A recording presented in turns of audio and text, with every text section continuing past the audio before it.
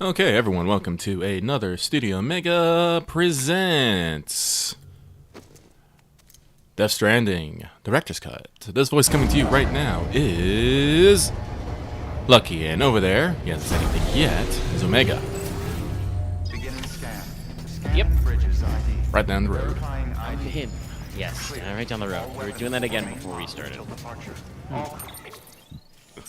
Alright, so we are in... Actually, let me make sure here that... Yep. Log in. Let's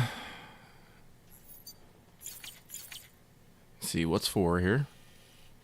So, we're in the back quarter of a Death Stranding Director's Cut, I want to say. And like we mentioned before, we're going to be focusing on getting 5 stars with everybody. Do I have a way to easily check everybody? I don't think so. But I want to say, technically, I did not say 5 stars. And what did you say? I just said to put everybody on the network, which means, you know, get them the first couple of stars.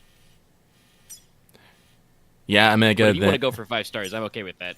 I'm gonna call bullshit on that, because if you just said put everyone on the network, we had long done that by previous stream. No, we didn't. Yeah, Show me the network coverage. When did you get the first prepper on there? Oh, that's true. Yep. Yeah, that's what I mean. There's a couple guys who aren't on yet. Oh, okay. But that's And I did want to go back to East and make sure we found the musician and stuff. Oh, okay. Well, then we can We did probably last time. then we can. No, I'm still gonna say think you agreed to that, because I remember I said if we took our time to do everything, we'd probably be, you know, do another 5 streams, and you were like, yeah, sounds about right. I mean, there is the footage. It's been a couple weeks, so I don't remember exactly. I'm pretty sure I brought that up because you said that originally you said we would take about 15 or 20 streams. We're on stream 15 right now, by the way.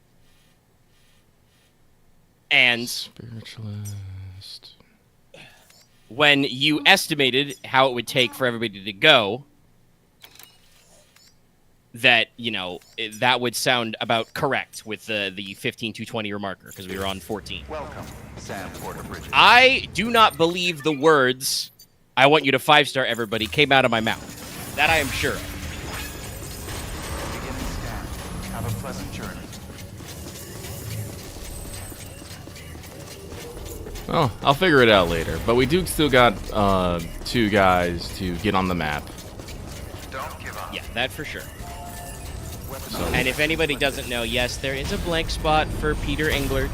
That's special. That's special. I gotta go figure out where those missions are. Actually, Yeah, unfortunately, they start in your mail usually. If you don't have a new mail telling you where to go, that means you probably have to advance story again. We have talked about this before. The emails thing is definitely like the way like Triple S and stuff works in 2 is much better, because the emails just pile up, just like your emails in real life. They really do, and you can't delete them. They're just there forever. Yeah, it's that double-edged sword too, where yes, they have a little, you know, unread exclamation point, but it's a very binary, because it means that also the game yells at you constantly that, hey, you haven't read all your emails. That's the way lots of games should be done.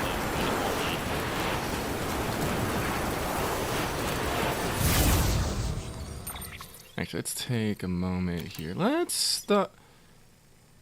see, what was it? Yeah, see, here with the orders, it just tells you who has orders to send to here. If I don't actually have the damn... Dude, I don't know where it is. Maybe if I find the location, I can figure that out, but... Who was it the spiritualist or the veteran porter? The veteran porter is just lazy, not wanting to be connected right away, but somebody explicitly mentioned, you know, there was a tough old guy on the mountain. Is that the spirit place? It might be. That's why I'm heading there. If anyone may have a thing here, I'm going to assume it's her.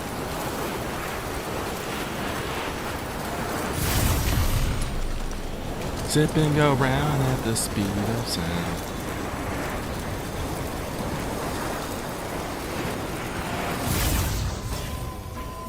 You know what you gotta do. A lot of clutch in these mountains.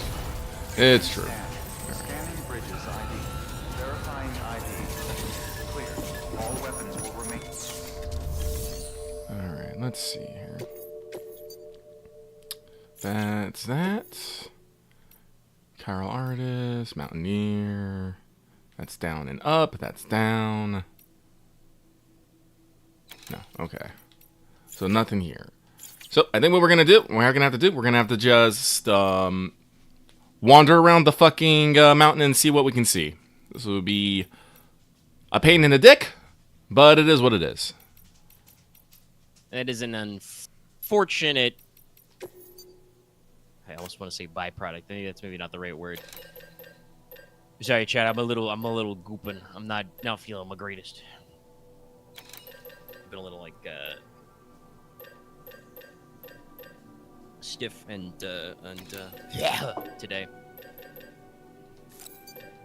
But it is kind of like the nature of the beast that like. That's just how some of these people work in Death Stranding #1, whereas like Death Stranding #2 is like not to lean too harshly to say too strongly for the sequel. The sequel is a very good game that I kind of do feel like you got to play the first one to really get the most out of it, But they did streamline a lot of shit in 2, and I think like one of them is just getting new people on the network. Literally everybody is either like automatically on after the appropriate delivery, or you snag like the lost cargo, or they're immediately like, yes, this chiral network thing is interesting. Anyway, I've posted a sub order. Could you go do that for me? Yeah, if I understand, I think everyone joins the network after 1 star. It's just sometimes you have to do a sub mission to get that first star. If I remember correctly. Yeah, there's a few that are kind of like locked that way. Like that is in fact how Mr. Impossible, which is one of the post-game ones, works. I think B-Pass is the same way.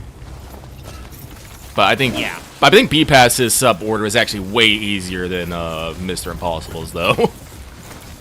Yeah, I don't know. I guess there's a concern that maybe it would be spoilers for story stuff, but I don't know why, other than also I should say what they give you as their like default is like really strong. But I don't know why B-Pass is like a post-game like group of guys, because they seem pretty normal. Like you find a piece of lost cargo. Like I immediately saw a piece of B-Pass cargo like outside Terminal Not like the moment I came back after rolling credits, Yeah. So like it's that case of like, okay, we went straight to there, cool, got it, and then like you said, their sub order is just like real easy. It's literally just go over a hill, get some stuff. Mr. Impossible is, first of all, their thing is in a weird spot. I think that lost cargo is like a forced spawn on a little island in the middle of nowhere. There's actually multiple places that the blue Cairo statue can spawn, but they're all a pain in the dick somehow. Okay, so seems about right. So no matter what, it's a series of impossible grabs. And then when you deliver, they're like, yes, interesting. Anyway, bro. Do that 3 more times, bro.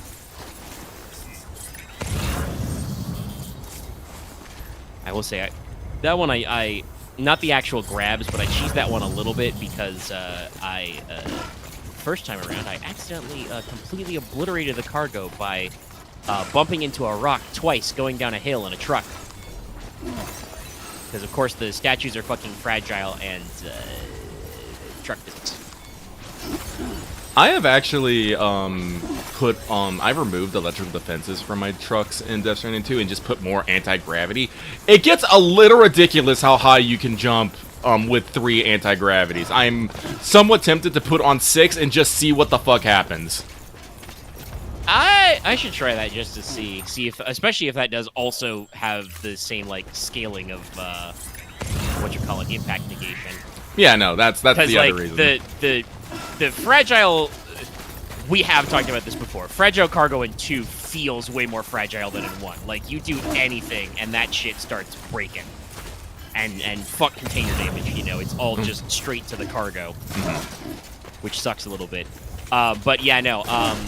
So I accidentally bumped it twice and broke it. That causes a soft game over. Oh, does it? Yeah, they're just like, the cargo's ruined, bro. And they're like, oh, you failed the mission. Do you want to reload? And I'm like, yes. Interesting. I don't know if it was actually a checkpoint there or if the game is just set up that way, but it reloaded me to before I hit the rock the first time and magically repaired my cargo, so I just, you know, backed up correctly because I was, you know, at a dead stop on the slope. All right, well, we're in the It's a little zone. weird. It's a little weird. We're off the chiral network, so hopefully the scanner will pick up the shelter. If you get close enough, it should. Alrighty.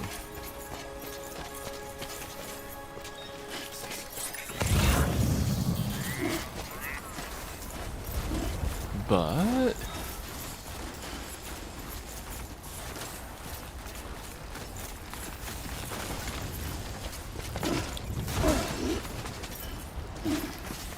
Yeah, I haven't actually. Well, I don't know if I need to, but I should. For the sake of completion, I should go back and finish up my couple round of stars and, like, you know, grab some people, see what, like, B-Pass and the Impossible Twins offer. well, I'm not booted up this weekend. I've played a little bit. I actually finished my roads and I finished the trams. I haven't finished upgrading all my roads though. And I've been doing deliveries here or there. B-Pass is actually interesting. They actually give you they give you a lot of A-Pass related things. Like, Kind of makes sense. the first one you get is the Chiralium Extractor, which just sucks Chiralium from the air, which is really neat. But I think that's to offset one of the next ones they give you. I don't remember if it's... They have a... Honestly, the next one they give, I actually think is kind of fucking weird. Personally, because it makes no sense. But the second one that they give you, I think, is the ability to access your A-Pass enhancements anywhere. Which is, I'm like, alright, that would have been neat, but I would have needed that, like, half a game ago. Because the only time you really can access your A-Pass enhancements or change them is when you're not on the chiral network. Like, so I guess Yeah, I don't... Is there, like, a New Game Plus mode? I don't think so. Like, Kojima never really has been much of a well, no, I take that back. He kind of does New Game Pluses, like, but he doesn't do it. There's kind of... Like, usually, like, when you finish a Metal Gear game, you can immediately, like, you know, start a new game, but that's mostly so you can get the, like, the cute little rewards, like the Infinity Bandana and stuff, you know? Yeah, It's usually like, you don't get, like, your entire inventory. You extras. usually get your, usually you get, bleh. Like, you get your clear items, and you start from scratch. If Death Stranding 2 had that, that'd be actually really cool. I wouldn't mind that. I'm already considering, like, doing another playthrough on Brutal, completely Yeah, we talked about offline, it before. just to see how that is.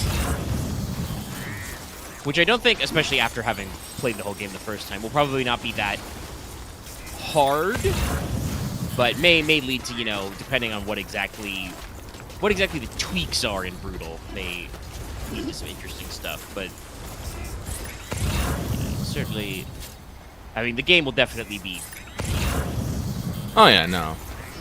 The inclusion of the mines really, really does help with the resource grind, and the fact that it's just chiralium, which you can get from, you know, beating up, you know, large BTs, I think that makes the whole thing, and just in general, like, I was, like, thinking about this, while there are still some, like, hoopty-ass road requirements, they're never as big as the ones in fucking Death Stranding 2. No, I feel almost like the highways in Death Stranding 2 are designed, like almost like real world roads where it's like, this is a general area where you would be traveling a lot. Let us put a road here so it's easier. It's smoother. Perhaps it will save you on, power consumption. And obviously once you unlock the A-Pass auto drive, that means you have a literal autopilot. And obviously once you get upgraded roads, level 2 roads with the anti-timefall roof, that's like, more longevity to your vehicles. But it doesn't actually, like, necessarily make them, like, faster or better. It just makes them simpler, I guess I want to say, and, like... What is that? Less resource intense.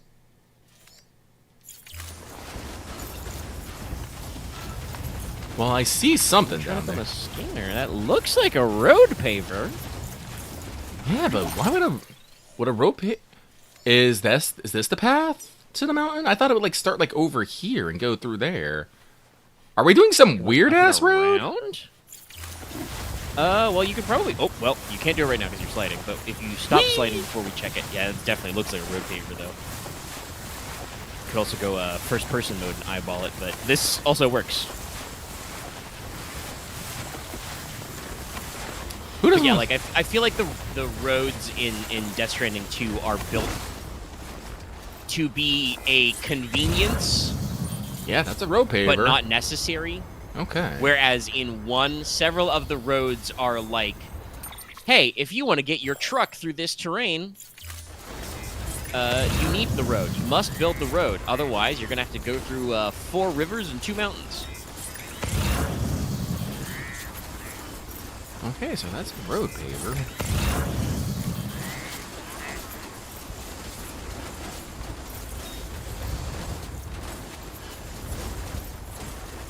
It's very curious.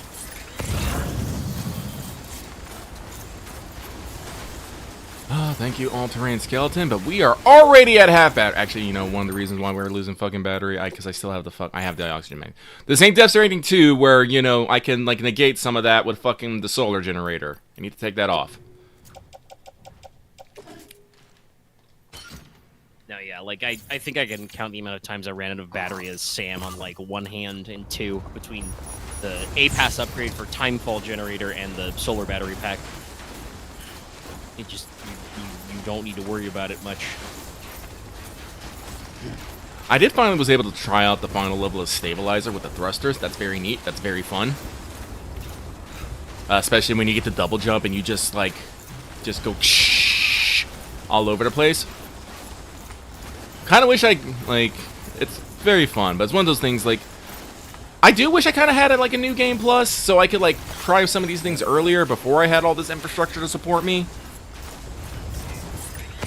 Yeah, well, who knows? Maybe with Brutal, it will be too annoying to actually like work through the logistics of some of those things, and you gotta do it the old-fashioned way more.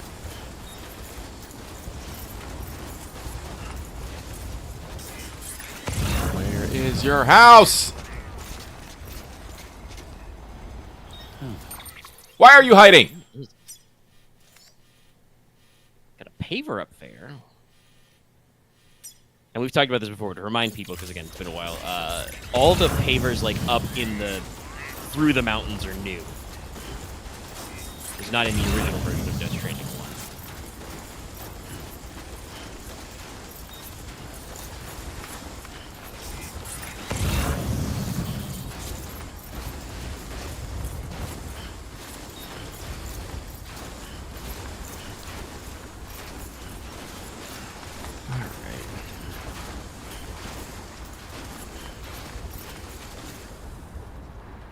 There's cargo down there. That must be, Porters. There's some porters getting their porting on.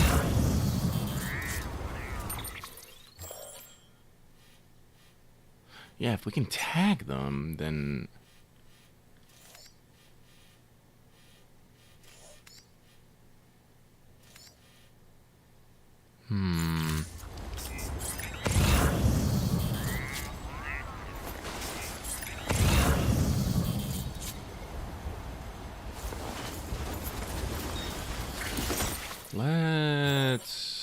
try down here, I think.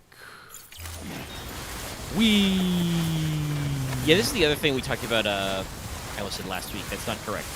Last stream about the musician, where it's like, once, you know, you were like, oh, I think I remember where the musician is, and, you know, we went out to him, I'm like, oh, yeah, I remember this spot. I remember this cute little spot. But before that, I could not have picked out, like, where the musician lives. I feel like it's the same way about the first prep, where it's like, I, like, vaguely remember-ish, like, where he should be, but if you wanted me to find on the map where the fuck his house is, I don't think I can do that.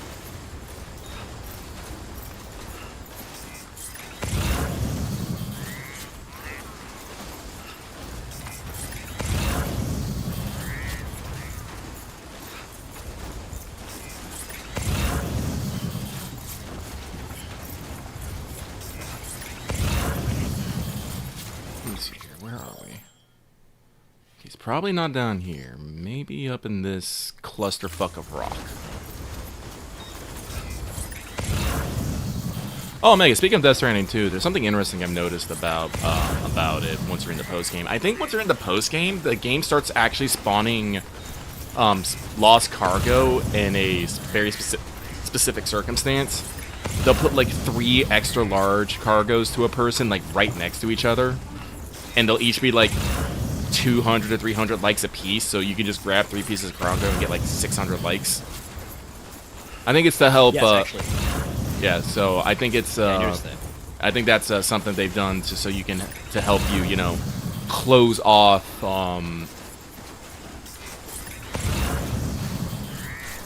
Your stars, yeah. Your stars. Sorry, Yeah. words failed me. We were looking at those porters earlier, and I was when I first thought it was like a giant pile of cargo, I remember that, but I instantly forgot to say it because they were porters. But yes, I did actually note that. I was gonna mention it earlier. That's the thing I think that's kind of cute, you know, to kind of control the lost cargo spawn, I guess, and be like, okay, here's your, you know, you're done with the game, but we don't want you to be here forever. So here's, you know, a couple of little things to help you. That's neat. Yeah.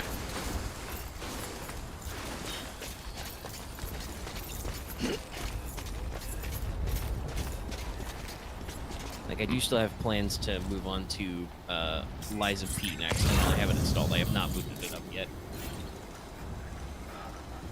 But I probably should go back and run through all the fun stuff and see. I'm kind of like, I get the feeling that, like, the Impossible Twins are not necessarily going to give me, like, a lot of cool stuff. It sounds like they're more based around challenges, but you never know you'll see. I'm probably going to try and at least plat the game. Like I said, I platted the first game. I probably will plat the director's cut as well. And then after that, I'll probably see about moving on. Like I said, I got more games in me backlog to finish. I'm going to try not to start a new one. Finish old ones. Very important. Yes, the backlog pretty big.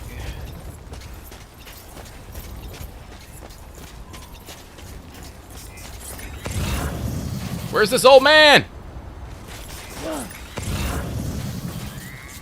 Okay, Sam. Little overdramatic, bud. Now, if you want to do on this rock, Sam, that wouldn't be overdramatic.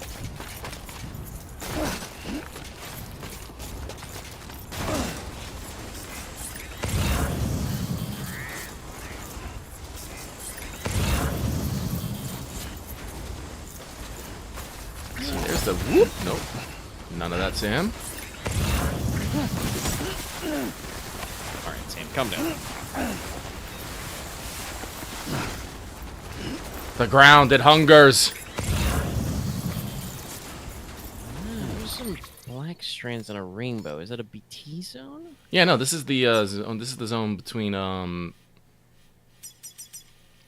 the distro center Well, and yeah, the weather station. it's in front of you right now. I see the strands, but that might. Oh, be you were that correct. Same... Yeah, there you go. Because there's even more down there. Yeah, Yeah, that's the BT zone. I think, kind of like around that road. Yeah, I think so. Also, that was interesting. Was that an exclamation point over the craftsman? It's true. I don't know why. Cargo for Sam present. Ah! Probably due to some online shenanigans.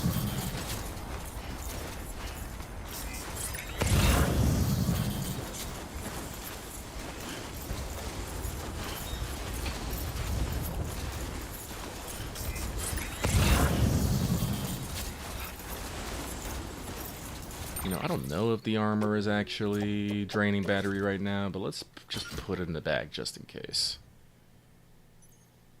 I think it does, but I think it only does that when it's actually going. Yeah, and that's what I would assume, but...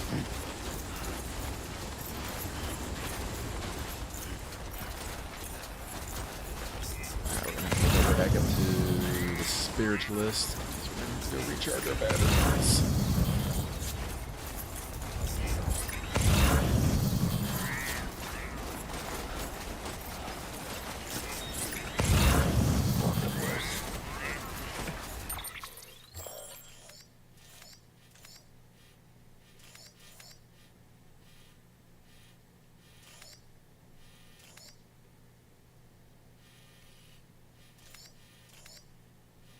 So basically he has to be in like this kind of zone because I think we basically walked the rest. So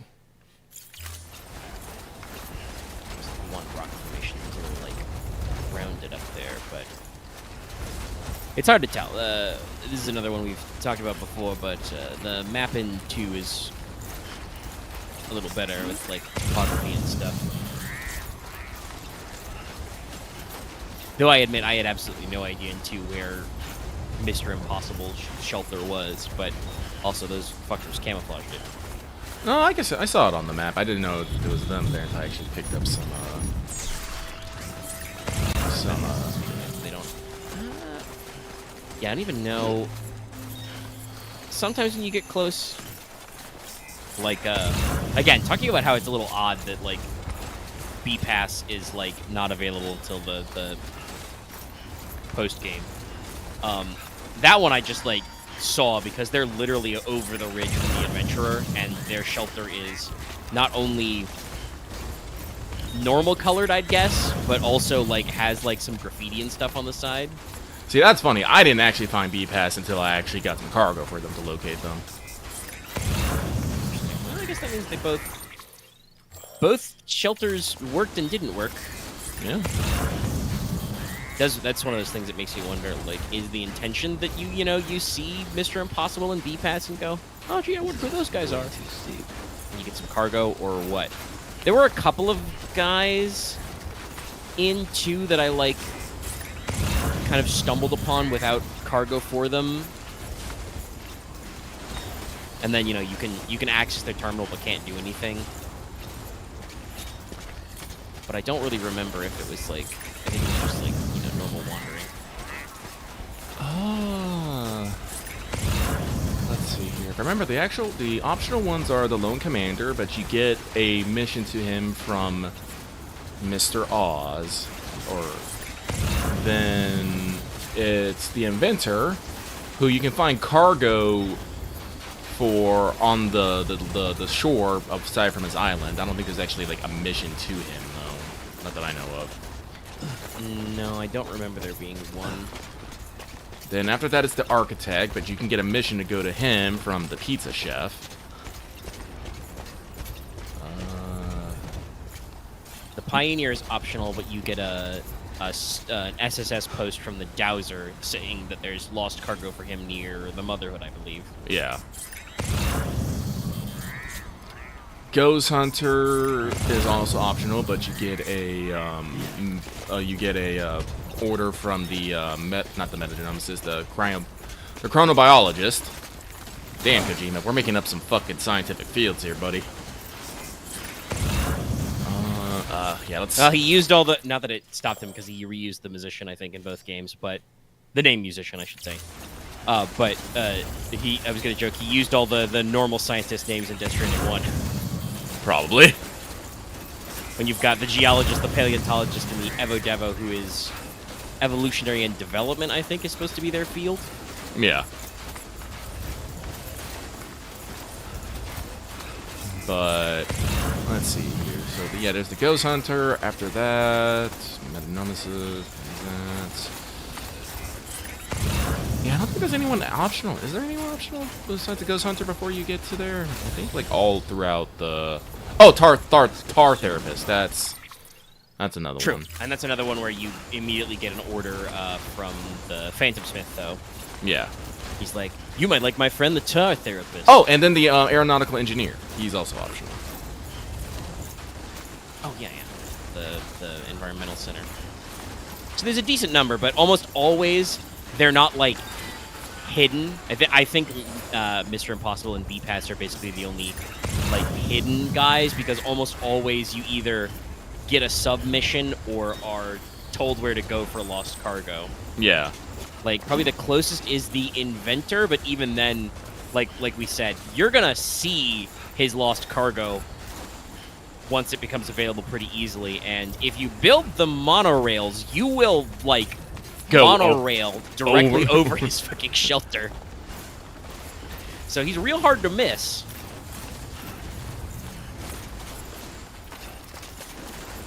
Like I said, it's a very... Well, it's not a very different, but it is a slightly different style of game design. It feels much more like, you know, somebody in the dev team, you know, went through it and was like, you know what? Maybe we shouldn't make some of these guys, like, hidden or difficult, except for, like, you know, some of the ones we're going to put in the post-game. Maybe we should just let them, you know, do it. Let them find everybody. I wonder if B-Pass's intention is for people who just blitz the story and then want to do everything at the end. Could be. I was like, I'm not that kind of player. I like doing everything in the moment. Yeah. So it's not my place. It's not my place. It's not my play style. Yeah. Repeating myself here. All right. Well, we have done a fucking a mountain in here. I'm pretty sure he has to be like somewhere on the edge over here. God, I wish I could. There's a paver down there. I wish I could tell. Tilt it, yes.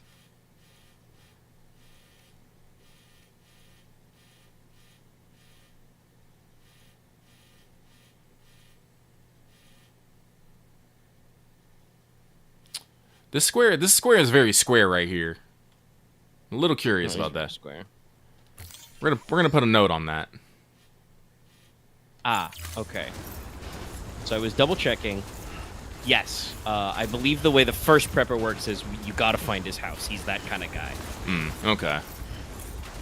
There will not be a lost cargo spawn that will direct you. You gotta discover his house, and presumably we're far enough along that you'll get an order to recover some shit. That's a big I think from the mules, probably. Means you gotta figure out where the hell he lives. Going on up.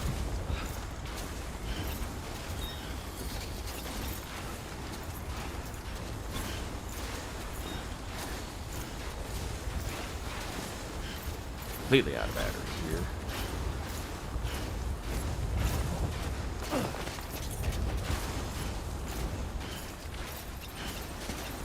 Keep on keeping on, Sam.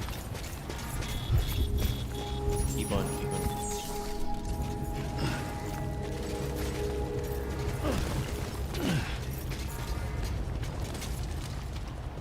Oh, that was a mushroom. I thought someone was peeking at me from over the ridge. I was like, what?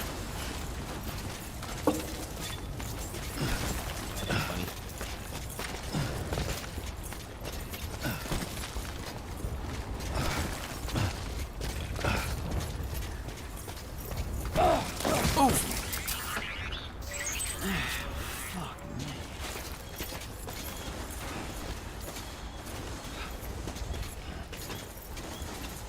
Oh, here we go.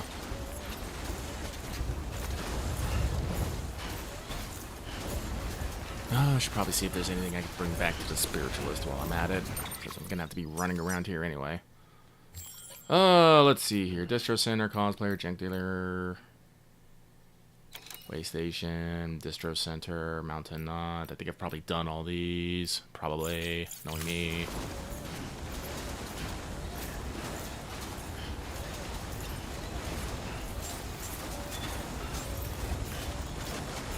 Yes, yes, yes. You'll probably like it when I fucking get on the zip line. Because it's fun!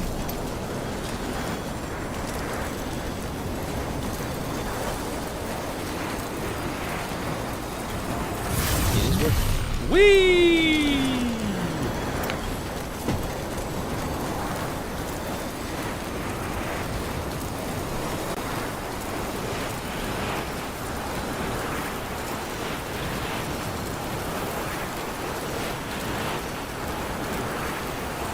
I've definitely not done as much with ziplining in Death Stranding 2 as I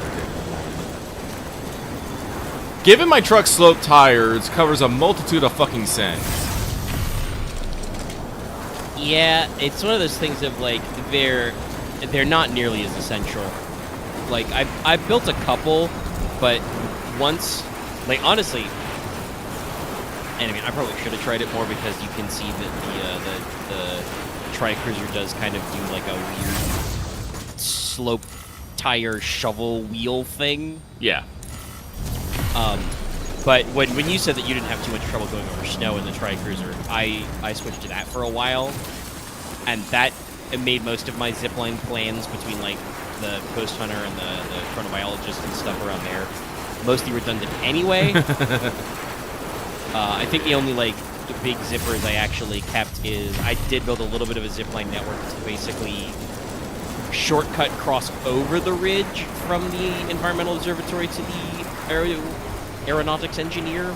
Yeah, that's one of the ones I. And even then, that's not really needed. You can still go around. It's just it will shortcut your time a decent amount because Because here's the thing, chat. It's funny. The zip lines are better in 2. They're improved. Mm-hmm. So the fact that you can arc your shots means that you can get a lot better coverage over all those little mountain ridges and rocks and stuff. But it's also, again, because of the way a lot of it works, not nearly as needed. Like, maybe that's why, like, fragile cargo is so finicky in the truck, because, like, they had to leave a little something for balance. It's true, especially with, like, trucks being, like, very good for, like, chilled cargo and stuff. Like, there's a... I was checking my stats the other day, and me driving around in the off-roader eclipses everything else by, like, a fair amount. So, no, I can have to see, but let's double-check to see if we have anything we need to take to the spiritualist. Like, obviously, we've talked about it. The base game is already kind of that way.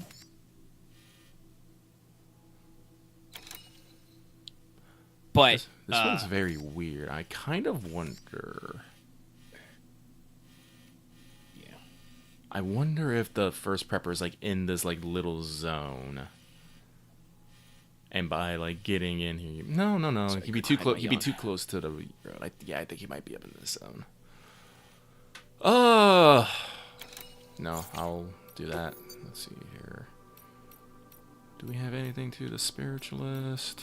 Did I already do that one? I didn't do this one to the doctor? Really? Alright, done. Well, also, who knows? I don't know exactly how the game decides to unlock new standard orders and stuff. You did do a lot of work over the previous few streams. Maybe not the exact last one, because that was mostly spent on the East Coast, but, running up and leveling up. Gee, I'll just paleontologist Evo Devo. Sorry, my brain was like, what are the scientists called again? Okay, chat. I apologize. I'm very EP-fied today. Like I said, we did have to take a week off due to my health concerns, so the brain juice ain't all here, probably. Yeah, like I said earlier, I'm not feeling super 100%. And then the stupid part will be that, in the middle of the night, it'll be like, Great. all right, cool, I've been super tired all day. Time to go to bed, wake up refreshed, and then it'll be like, haha, nope. Why have you cursed me so, buddy? Yeah! When I actually want to sleep. Lose as emotionally resilient as me. Maybe. There's no bond mechanic in 2, and it makes sense, but it's definitely that the lag of it definitely made me go,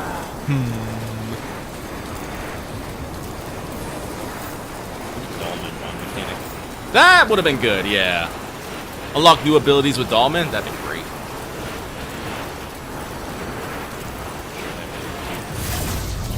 Then again, I could also easily see the joke of, yes, bond with Dolman. 5 stars. Just instantly starts 5 stars.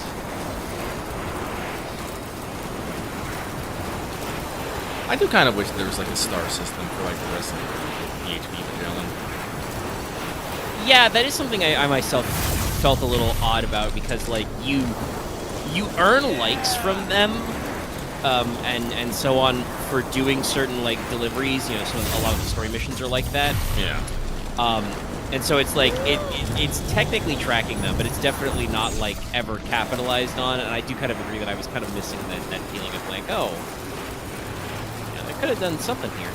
No, because there's actually like a star rating with the porters, you know, and the higher the rating is, the more willing they are to just, you know, give you shit. Like, here, take this, Sam. I'm like, cool, thank you.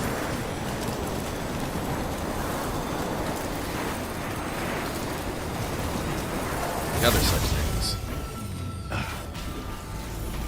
But here we are once again in the brink. And we're going to head towards my marker there. I don't know if it's right, but I think it might be. I do think that I had to go over this, like, when I made the zipline, I think I had to go, what's that? Oh, that's the, parking side. Verifying weapons restrictions lifted. I think I had to go over this mountain. I think. Everyone loves pissing here. I mean, I feel like the way the mushrooms work is it's a social experiment that's working as intended, right? Like, we set it up so that you do that and then can see, and thus other people go, oh, somebody pissed here, and then they piss.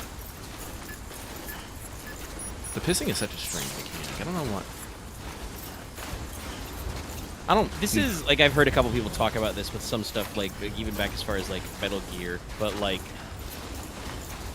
a lot of Hideo Kojima's games do have this weirdly, like, physical aspect of, like, even if it's just, you know, Johnny constantly with bowel trouble, there's this, like, physicality that, you do know that Sam Porter Bridges pisses and shits. You cannot avoid it. He does that. So no matter what else weird shit he gets up to, he does something that every normal human does. You know? That's true. He can't even eat mother-based Doritos. But he can piss and he can shit. And obviously they simplified that for 2, but it does still technically happen.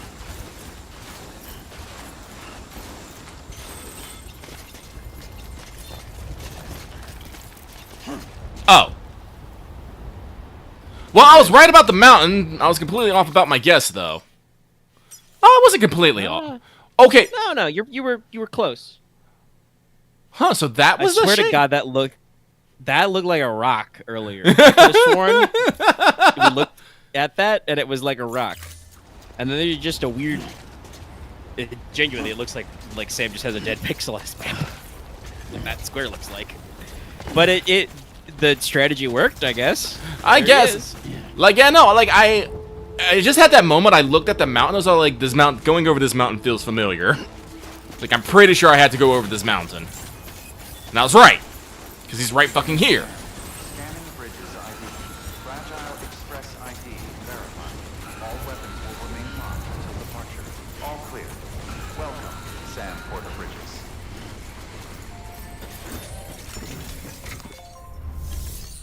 Take on orders. Yeah, just lost during delivery. Okie doke. Looks like it's 2 mediums.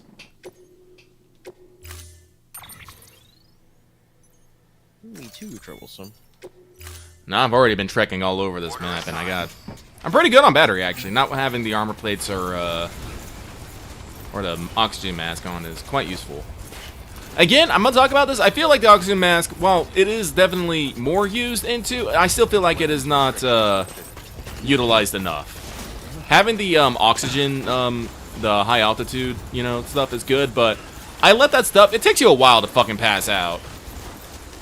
It is not. It's another one of those things that's like, by the time you get that deep in the game, because I'm pretty sure that like Sam's unconsciousness gauge like increases as he like increases his toughness and stuff. Yeah, I don't remember which one exactly. I don't remember which one exactly is it, but there is a skill that makes it harder for Sam to be knocked unconscious. I don't remember what you have to do for it, but pretty sure. Yeah, I think it's related to like close combat and stuff with enemies probably, because they're the other primary source of going unconscious. But like, you should have a decent enough response that you can plan around a brief trip, going unconscious kind of a thing.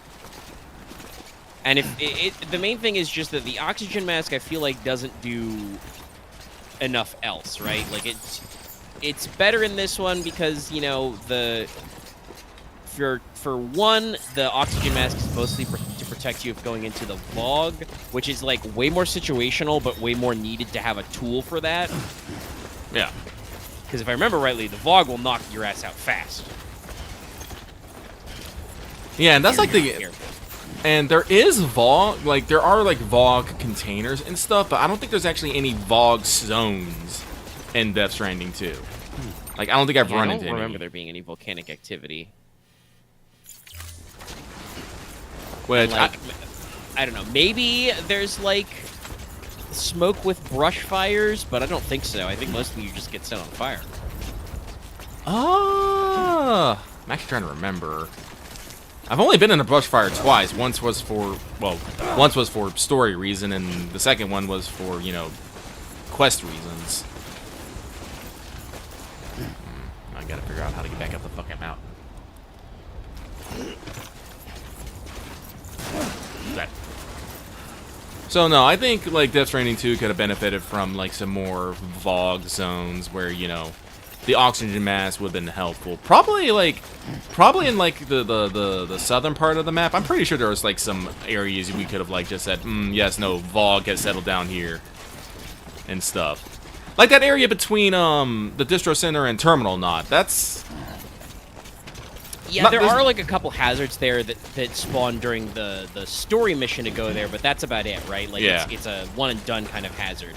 And I don't mind that they made some extra hazards there, but also it's still definitely like you probably could have done a little more with that. Yeah, put it like maybe in some areas around the plate gate. Too. Honestly, the real estate around the plate gate is also kind of like underutilized. There's like a lot of Australia like behind it and kind of on the opposite side of it. You come out the front and you basically go straight forward into a BT zone, and then you find the old government base. But there's like a whole other area behind it and like off to the side. Oh yeah, there's you just don't need to go there. Yeah, there's another Tory gate out over there, by the way. Ooh, interesting. I'll pop by. Yeah, I did not notice. I wandered around that area a little, doing some of the other. It's side oh jobs. god, it's like northern towards the coast. There's like this kind of mesa that it stands on. Yeah, but it's neat. It's very neat. Yeah, and then there's that little like, well, I say little. It's a pretty big rock or mountain around the first environmental observation observatory you get. The place that kind of like blocks you into doing the mule camp. Oh yeah. You can technically go around that completely to get to Fort Knot. But I don't think I ever have actually felt the need to go around that way. I should probably wander over there and see if anything interesting is also over there. Because this at least feels more like Kojima and the team hid more stuff, like in areas that are off the beaten path. Mm-hmm. Good work. New There are hidden things in one, obviously, but I feel like mostly it's not guys are hidden per se, though. Just the first part was a little hidden. Let's see here. But definitely, I don't think there's any like anything equivalent to like the Torii gates and other little environmental squiggles. Oh no, there's Torii gates in this game. I think I don't know exactly. I can't remember exactly where it is, but it's in this area because I remember it was like I think there's a data chip there, and it was like the last one I needed. I think. But yeah, no, it's over here down here by the time pole. You can't fucking see it because this map is shit. True. And maybe that's it. It's just that they raise the environmental map details, so it's a lot easier to tell when there's funny little things. It's like the Pioneer basically points you out to the whole string of torii gates at the top of the mountain. Oh yeah. But the one that's in like the Tar Lake, for instance, super visible. Like you and I both saw that there on the map way before the like storyline to do that came out. Oh yeah. Alright, well, let's put on the mask and the armor so I can make sure. Now that I don't have to wander around this so much, we can do that. So we gotta go back to Mountain Knot anyway. Alright, so scooch on up and scooch on back down. Weapons restrictions lifted. But no, it was like the torii gates was always like I think I've talked about this. I think it's interesting that Kojima puts them in, even though they should have like no business being in there. I think it's that kind of that homage to Japanese heritage and the mindset that he has in like some things. And also, torii gates are just cool. I like them. I like their aesthetic. No, they are. They're both visually distinctive enough that you can usually definitely like see it and go, oh, torii gate, Mm-hmm. But also, they are visually appealing. They have a good aesthetic. Mm-hmm.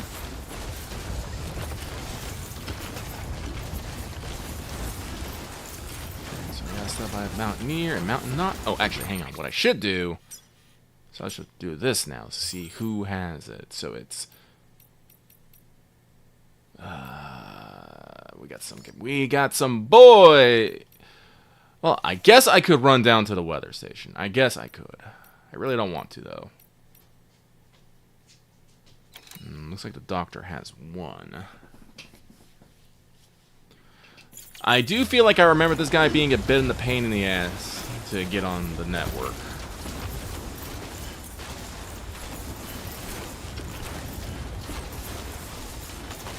Actually, I think yes, he is one of the guys who is not about this network thing.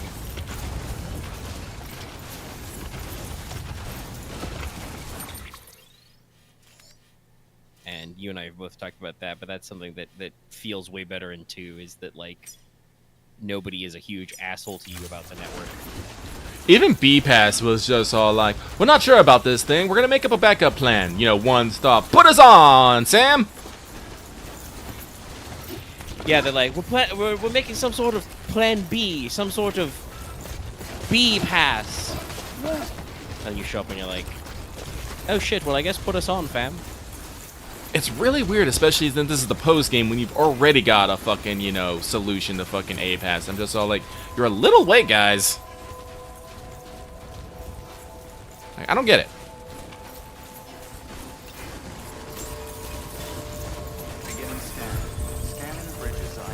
But they gave me, like, because I was talking about this, they gave me some cool things. Like, they're all super expensive, but, like, the next thing they give you a super balance. Basically, it gives you, like, balance correcting stuff, but it uses chiralium crystals. I think it's one of the reasons why you have the super chiralium extractor on there.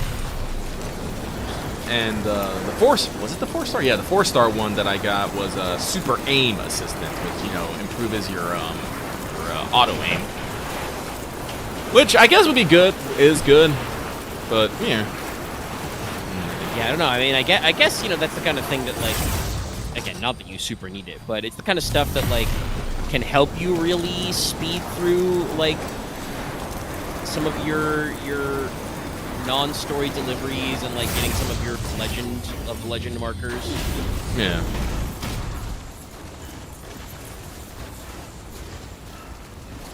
But at the same time, it's like you said, you know, do we need these things at the point where we've already rolled credits? And I guess, like you said, maybe it is for people who like, whatchamacallit, you know, Sped through story. rushed story, Yeah. And then, you know, so they've got to, like, if they want to do their completion, they've got a lot of... Bridges ID. Verifying no, it is backtracking. I was going to say it first. I don't know if I want to say backtracking, but no, it would be backtracking because you'd have to go all the way back to, like we said, like, the inventor is technically optional, shit like that.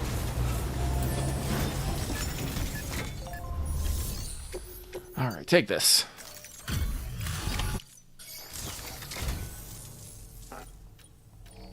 I can't believe. Will this be enough to finish you off? Probably not. No, that's only like 200. By the way, Yeah, custom chiral anchors. Give me that shit. Yeah, technically I was wrong. I think I said at one point that there didn't seem to be chiral boots or anything. Yeah, no, I don't know if the adventure gives you more, but I got that pair. I accidentally lost that pair because I forgot to pick them up when I went into Quake to do the neophyte. Ah. If you don't pick them up, they get lost in the tar, and I'm just like, well, shit. But yeah, I don't... They do seem to wear down slowly. I was wondering if they might be like, you know, infinite shoes. For late game, doesn't seem like that, but it's definitely an interesting one. They did... I'm reasonably certain, unless that is like what the impossible guys are hiding, they did not do chiral ladders or climbing anchors. weapons restrictions lifted. No, I think.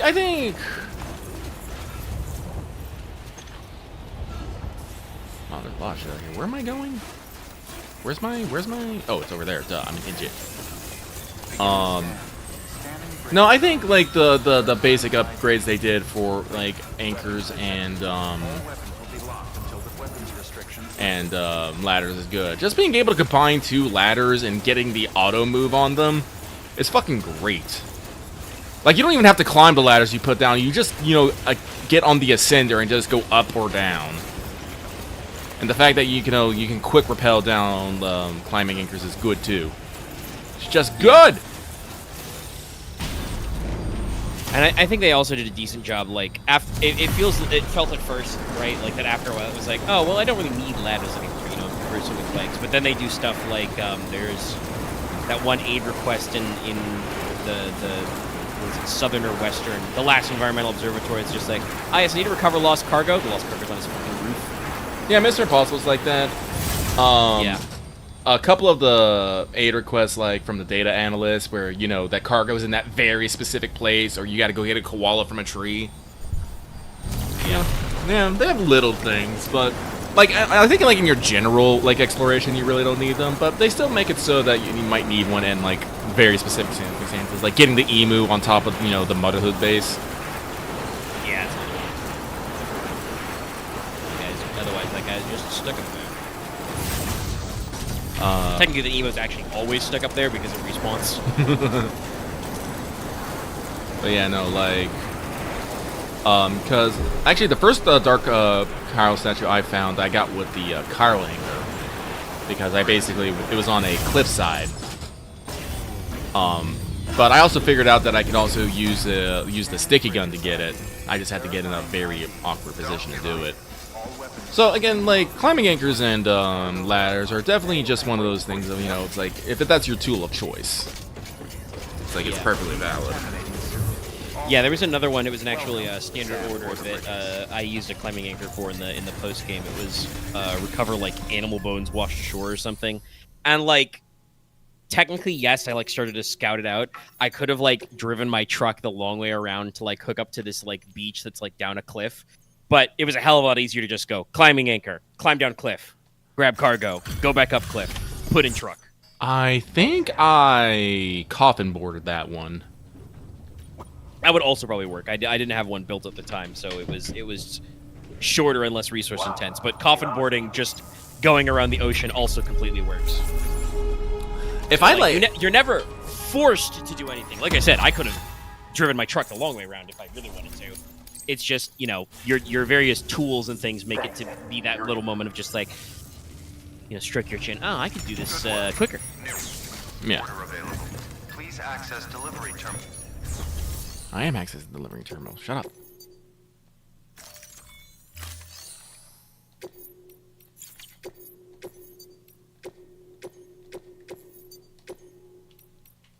Someone just left their blood bag on the floor nearby, so I guess it counts. Yeah. There you go. Turning it to a player who lost it. Rest in the private room. Gotta recharge my battery. Delicious battery. Delicious battery.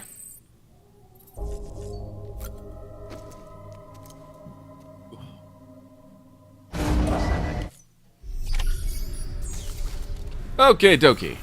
So I think I got something delivered to the doctor, and then from the doctor to the first prepper. So let me see here. Doctor, roboticist, mountaineer, photographer. I did that one already. Doctor, give me the news.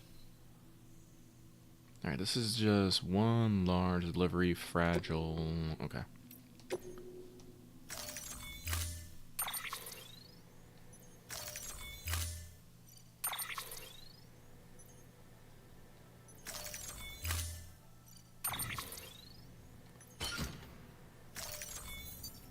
Oh, wait, hang on.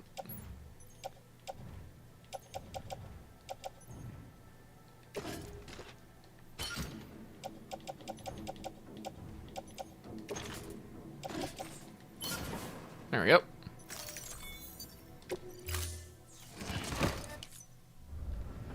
Order assigned. Beginning scan. Have a pleasant journey. The Elder.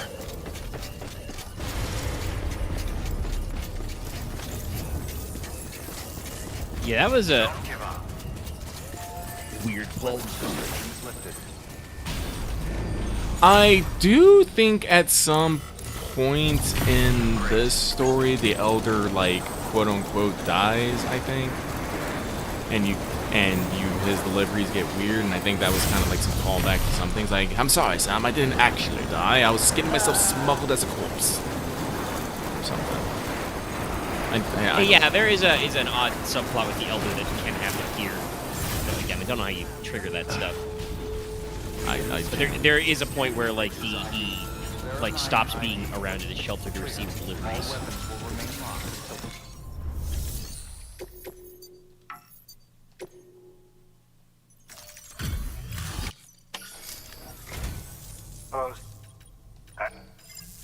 Woo.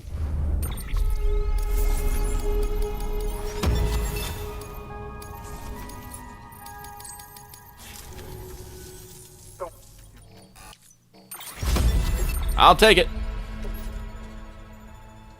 Carry on back. That thing's orange. Look at that.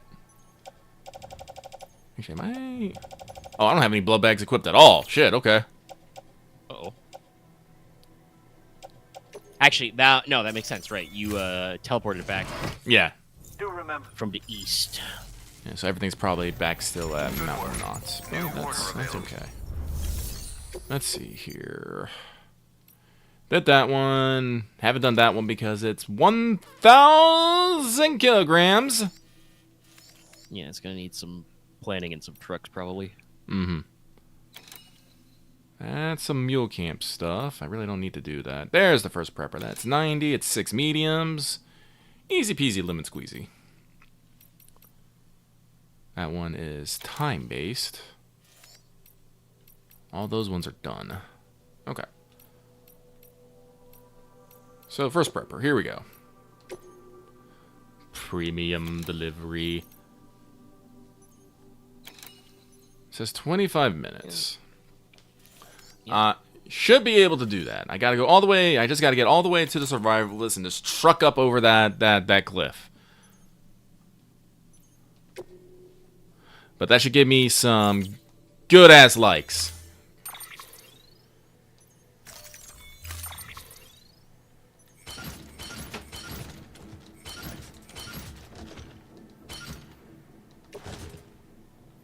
put on the mask, and I'll throw this and the utility pouch just space. Because we ain't gonna have time to stop. Nobody cared who I was until I put on the Delivery mask. parameters updated. Time limit. Thank you, my friend. Yes, I did just bane post a little bit. Restrictions lifted. People don't bane post as much. No, it's a lost art. I think at least some people still remember some Bane memes. It's like old school Vine, you know, if you ever just watch like an old school Vine compilation, and it's like, ah yes, I remember all of these jokes. Because some of them are just like super iconic. There's like, you know, the one I like to quote because I see it in like videos a lot is, my goal is to blow up and then act like I don't know nobody. I also quote, I can't believe you've done this a lot. Yes. Sometimes there's nothing to say in life, you know, other than just, I can't believe you've done this. But there's also, like, lots of classics like the, hey, what up, my name is Jared, 21 years old, never learned how to fucking read. That's an old Vine. There's a lot of them. I think So No Head might be a Vine.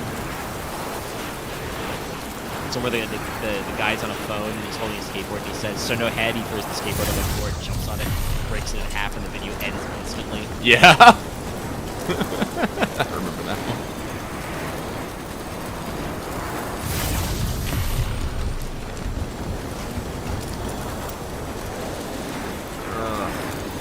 Memes. Memes.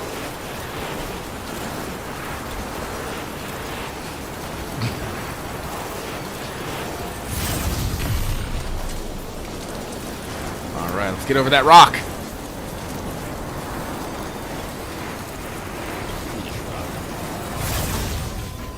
Never will you overcome Sam Porter Bridges.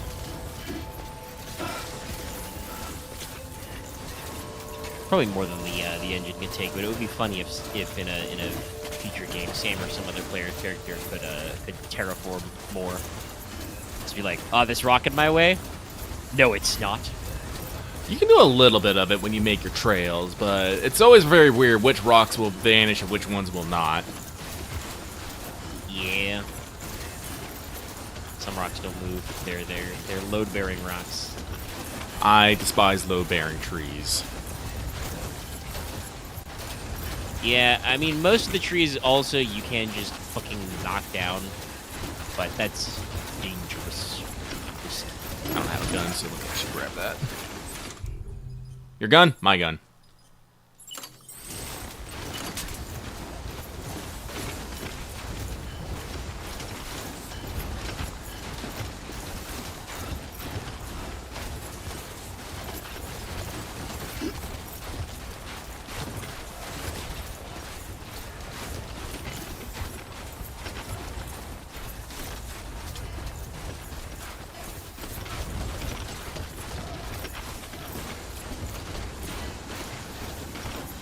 Pizza dough karate. Sorry, Lucky's just having thoughts. Yeah.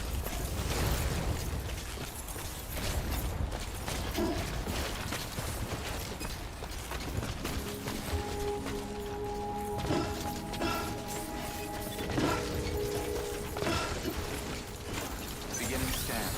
Scanning bridges ID. Fragile Express ID verified. My fucking gold time better be like 4:10 or something. I'm gonna be very upset. Cargo verified. Thank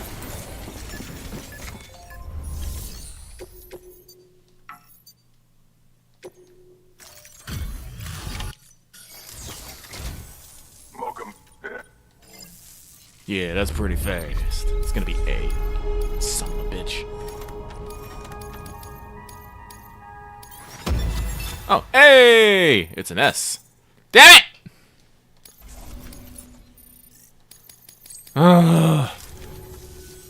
Thank you, Sam. Let's do this again. Good work.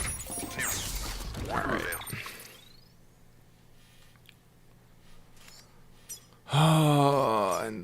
roads are breaking.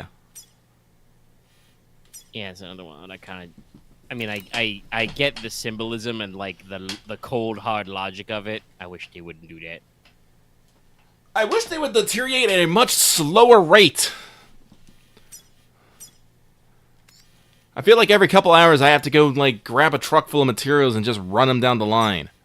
And I double hate it because in this game you don't get, you know, materials back. Yeah, they're just gone. Gone, eaten into the void, into the aether. They go to the beach. That is probably the explanation for what it is. I mean, that's another one that I'm pretty sure in 2 is just a logical thing of like, yeah, we didn't program it in the first game to have overflow, and then like, there's really no reason for it to not do that, so we just did it this time. Thank you. But in this game, we don't have overflow, so the stuff is just gone.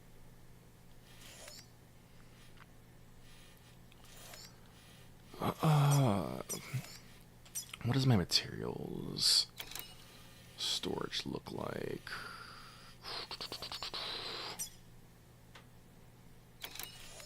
I think I'm gonna have to build these roads.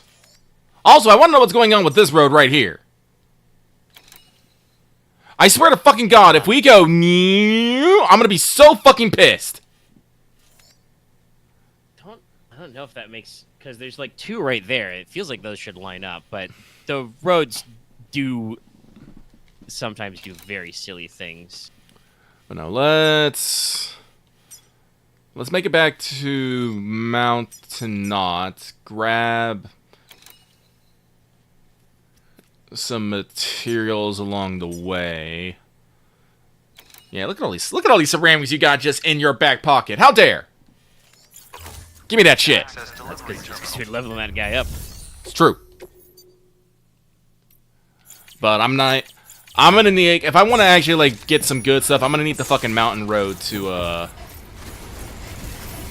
truly expedite the situation. Otherwise, we're gonna have to take long ways around, so we're gonna have to go overland. And overland isn't the worst, but it's one of those things of we can make it faster. Invest in infrastructure. Invest in infrastructure for your future. It's true.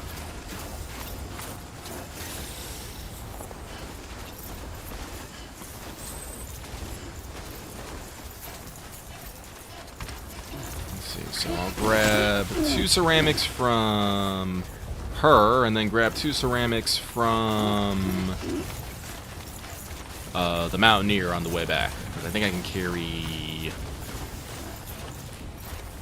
like 4 total? I think I can go like 3 high with my XLs? I don't remember. That sounds about right. Also, God bless the ability to take floating characters on zip lines, even if it's just one. Oh, thank you, people. You're great. I love you. Mwah. There we go. There we go. That's that good shit. That's that rope and stick. Mostly rope. Mostly rope. I don't think I see as much of that in Death Stranding 2. I think the only time I've seen someone repair a road is when it got red. I occasionally saw a couple of road repairs.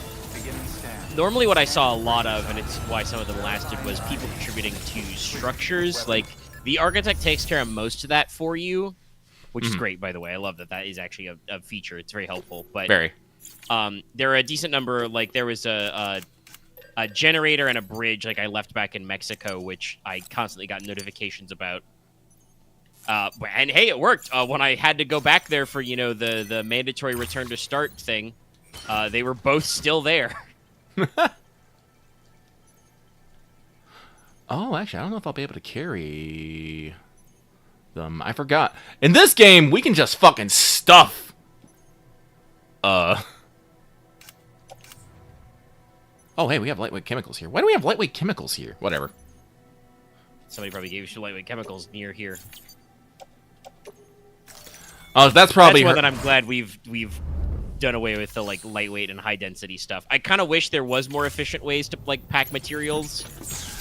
Like, I do wish like we could like combine like containers upon containers, like, because you can put the contents of a large container into an XL container, but you can't put the contents of an XL container into an XL container, and it's a very It's very weird sometimes. Weapons restrictions. Yeah, I wish it was just like say hit square, tab over one, like drag it to another, and just squoosh them together would be nice, because it is just like, obviously I get that there are supposed to be limits, but like you said, you can combine a large into an XL, or like stack a couple mediums together and type stuff.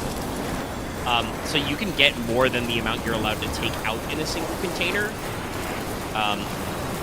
So like they like kind of did away with this game's ability for you to like take like 800 or 1,000 out at once, right, for like smaller sizes. But you can still combine them. I guess if you want to be like, do like the strat, what you do is you take out an XL and 2 larges to combine instead of all the stuff. But the problem with that is all that has to be on your back, I think, or like in your general vicinity. You can't do that from like your private locker or in your truck. Yeah, the truck doesn't work. You have to auto arrange from your backpack, I'm pretty sure. And like you said, auto arrange might work for stuff that's on the ground near you, but I'm not sure. Because like the game is usually pretty intelligent about, you know, stuff like you know, where you're near and whatnot. Verifying ID. Like mines work very well with that, for especially if they have the monorail integrated. You know, they do a decent job of like keeping track of like, yes, so you've mined these materials, so we know they're here. But also there is, you know, just like I said, you can kind of cheese it a little and get bigger than they let you take out, but you can't like do it deliberately. So it's like, why did we keep the ability for you to do that? You know, because you can't do it for free. Boy, Heavy Sam. Heavy Sam. Yeah, I forgot about Arm Sam.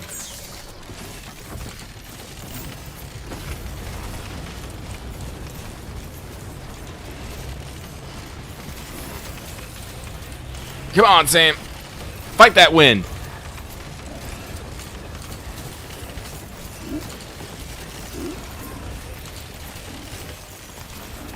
Weapons restrictions lifted. Yeah, we're gonna try and at least get some of the mountain road done, because if we can get that down, that will help us connect. Very curious to see like what the actual route is. We've mentioned it before, but the mountain road is like all new to the director's cut.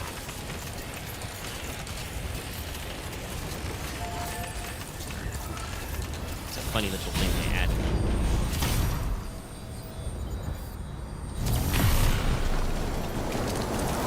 I know Kojima definitely says he doesn't want to do DLC for Death Stranding 2, but I do hope that he's not afraid of adding like stuff later to it, like whatever collabs or maybe little tweaks or adjustments he feels is necessary.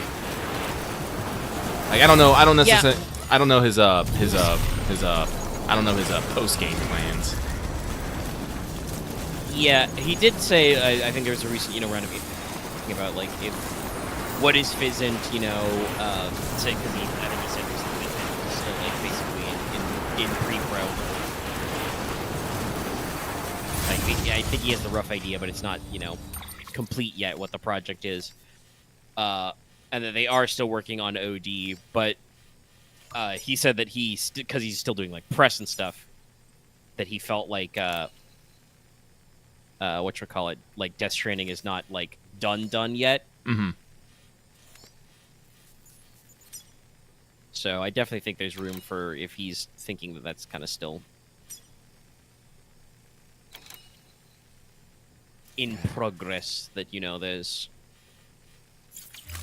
may be some updates. And honestly, like the fucking, I assume it was in the base game, because I don't know if there would have been time for him to set it up ahead of time or whatever. But you know, the fact that there's a Ghost of Yote shout out in Death Stranding 2 is like a little wild to me, because I just kind of like was minding my own business and I'm like, holy shit, the adventure was to give me the magical Ghost of Yote.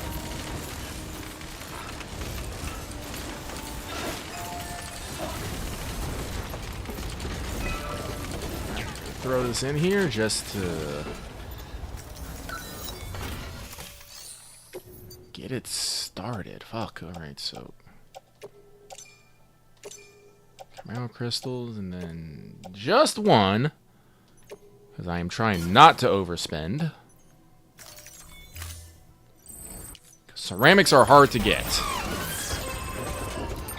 It's true, they're a big bottleneck.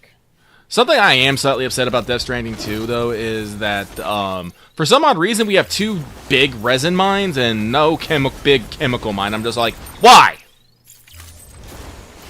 Yeah, I did feel like chemicals were one of the lesser used components. Like, obviously, resin in this game is literally a dime a dozen. Literally throw that shit away. But in 2, at least, they do have a big use for it in your monorails. Yeah. Whereas chemicals are like used for mostly level 2 roads. But yeah, it's definitely like I don't know if I would have, doubled up on every resource. Obviously, I get that is helpful to have them in different positions. But there's what? There's I think there's like 5 big mines. 5 big mines? Yeah, there's 5 big mines and I think 4 little mines, I think. Unless I'm forgetting one. I don't think I am.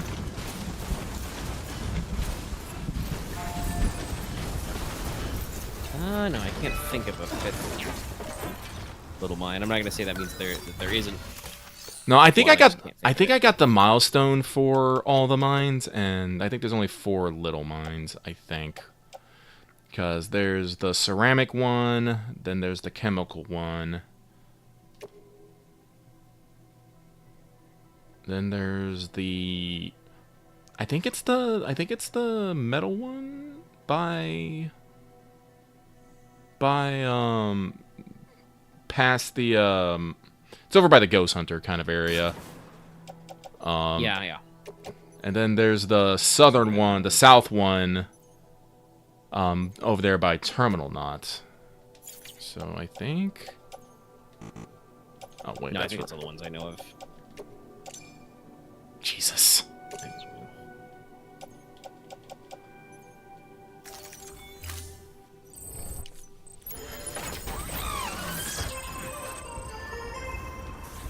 And I still need so much.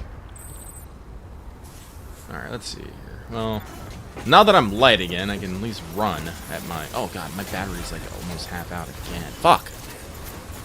Why are we like this?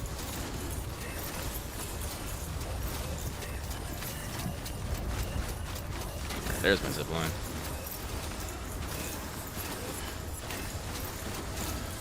Alright, I guess what I should do is I should try getting my truck full of bleh materials and running around with them. This is... No. This should not be in the BT zone, I don't think. No, this immediate area should not, no. Here, maybe. But let's see here. So what is that going to need? That's going to need like 400 ceramics. 410 no, 510. Again, how do we get these weird-ass numbers? Escapes me so much. Yeah, and that's the other thing I was going to say with, like, the combining. I wish we could make the math work better. Like, some of them work out very obviously to be like, oh, filling this up entirely is, like, 8 big ones of whatever this resource is or whatever, or 6. Yeah. And then, like, whether it's through your own nonsense or other people's submissions, which I think are not, like... I don't think they're like, 100% literal, you know what I mean? Like, I think that, like, the game, like... I think the game will off a percentage. Yeah, I think the game will cap contributions at certain levels. I'm not entirely sure because it's either like I always see like when people contribute, it always stops at like it's a quarter done or it's 3/4 done. Like there's never like anything in between, and they're always like and obviously if you're doing that, it's gonna make some odd percentages. Yeah. That's a little funny. I know you stopped for the zip line, but I was like looking at it out of the corner of my eye, and it like looked like you hit the post. Bonk. Okay, so Was but a camera trick. Clear. a trick of the light. All weapons will be locked until departure. All clear. All right, we're gonna go take a nap. Contaminating sewage. Get me battery back. Time for new boots. Look at those things. What about steak? Steak and new boots. Dinner. Legionnaires are not afraid of dinner. Dinner should be afraid of Legionnaires. I think it's time I do my fucking annual re-listen of fucking Codex Alera. Honestly, probably be very good for the Rain game. Good inspiration.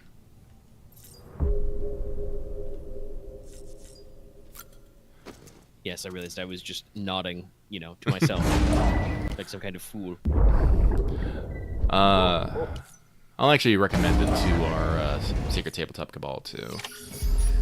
There's a lot of, honestly, the more I think about it, there's a lot of things that I think we can go from Rain. Rain has, I mean, Codex Alera has a lot of things. Like there's like some political fantasy and drama in there and intrigue. But there's also kind of just big adventure in Codex Alera. No, it's true, and it's like definitely tonally, Codex Alera was a decent inspiration when we actually laid out Rain. It's not exactly alike, but it's the kind of thing that did end up overlapping some, and the series does a really good job of doing a classic, TV series level up where like every book is basically named after the main character's level of position. With the exception of the first one, Furies of Calderon, because I believe Jim Butcher wanted to call that Shepherd Boys Fury, but his editor or his publisher was like, I don't know about that one, Chief. Which, fair cop. Fair cop. But, like, they do that level, so it starts with, our main character, Tavi, which should technically be Tawi, but I don't think anybody really cares. Been a shitload of years, the Alarans could have drifted their V's to be hard instead of the W sound. But, like, he is a literal, shepherd's apprentice at his uncle's farm who stumbles into, a possible realm-destroying subplot. Which is actually 4 realm-destroying subplots. I don't know if it's actually 4, but there's multiple levels of bullshit in that book. And, it ends with him being promoted to, academ in the city. But it's definitely, like, I think has a very good mix of, like, normal shit and then real shit. That's some of my favorite moments in the second book, Academ's Fury, where it's just, like, Tavi is, like, pretending to be, bullied and underappreciated and behind on his studies because he's actually doing so much extracurricular work and is also, like, under the pressure of the plot of the book. But there's a point later where, like, the high school bully is basically gonna be like, I'm gonna beat you up now, and he's just like, okay, fuck you, buddy, I don't have time for this anymore, man. I got shit to do. And just lays him out. And I'm like, that feels very, like, are some of our levels of Rain, of just, like, in a lot of ways, most of the player characters are still kids. The oldest of you are, like, early 20s. You're college age for sure. But definitely, have, like, that further element of just, like, doing, like, slice of life shit and then going full blown into just, like, no, I have real shit to do. I have, unending nightmares beyond ye can to deal with. Who doesn't love a little unending nightmares beyond ye can? I definitely feel like, while sorcery and Rain isn't as widespread, because I think I remember from Session 0, you guys were not necessarily about making it, like, super, super common. I remember correctly, we didn't want to make it so common that, people just can cast Fireball in the fucking street. Yeah. Which technically Fury Crafting and Codex Alera can do. People, if you're good at fire, you can just tuck fireballs in the street if you feel like it. Yeah. So we didn't go that far, but I definitely like a lot of the way that they apply like Furycraft to daily life, and especially Tavi thinks of some very weird, clever things to do, and that I think is the kind of energy that we have applied, and you guys generally apply to a little bit of the sorceress. The sorcerer. Alright, did I? Hopefully I'm not, ill, and we can get back to doing regular stuff soon. Gotta make sure to catch up on a few. I got a handful of lingering rain things to catch up on. Ah. Stat blocks and stuff, and stuff in the back line. Stats and stuff. It was stats stuff. It was the thing I thought of this session because you guys were talking about who to bring, and the idea was to bring Professor Star, and I was like, yes. I haven't actually given the professor stats because that would require me to think a lot about various stat blocks and make sure I'm jotting down all her different fucking languages. So, like, I was mentally thinking to myself, quietly, like, I really hope they don't try and ask her to go in with them, because I don't know for sure if we're ready for that one. It's okay. You guys took it pretty on face value to be like, no, maybe we shouldn't send our science nerd into the spooky caves.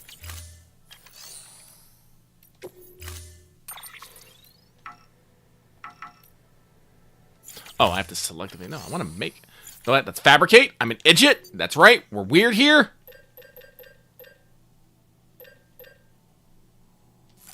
Long range trucks are nice. Okay.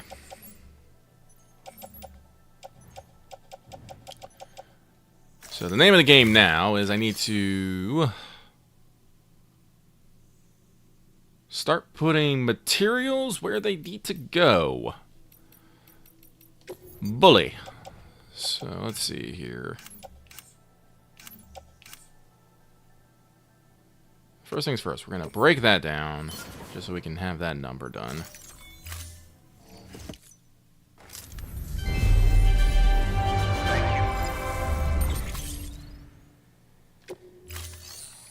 Oh, that reminds me, Death Stranding 2, I guess if the survivalists or whatever get leveled up, they will actually... Oh, yeah. They'll actually get guns on their mule trucks. Not like on both of them, but yeah, no, I went to fight the one that was by the Motherhood, and their mule truck had like a single, HMG turret on. I was like, oh. It's like, that's something. Alright, let's see here. So, we've done this one, so I think our next one, this one. Let me pull out a notepad so I can do math!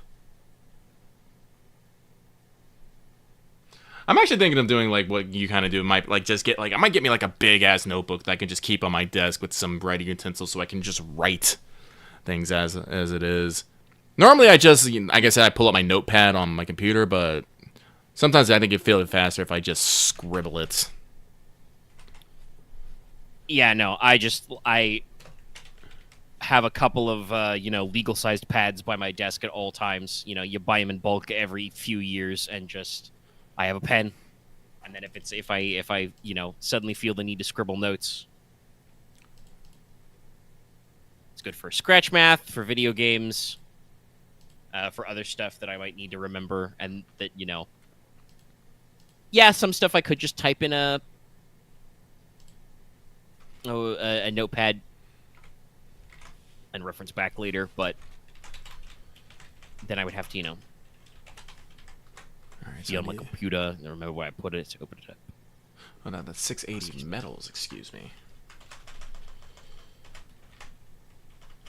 680 metals. And then that's going to be 510 ceramics. Not that much of the chiral crystals, thankfully. Alright, then we move to this one. That's going to be a fuck ton of metals. It's like 1,009. That's like 1,990, I think.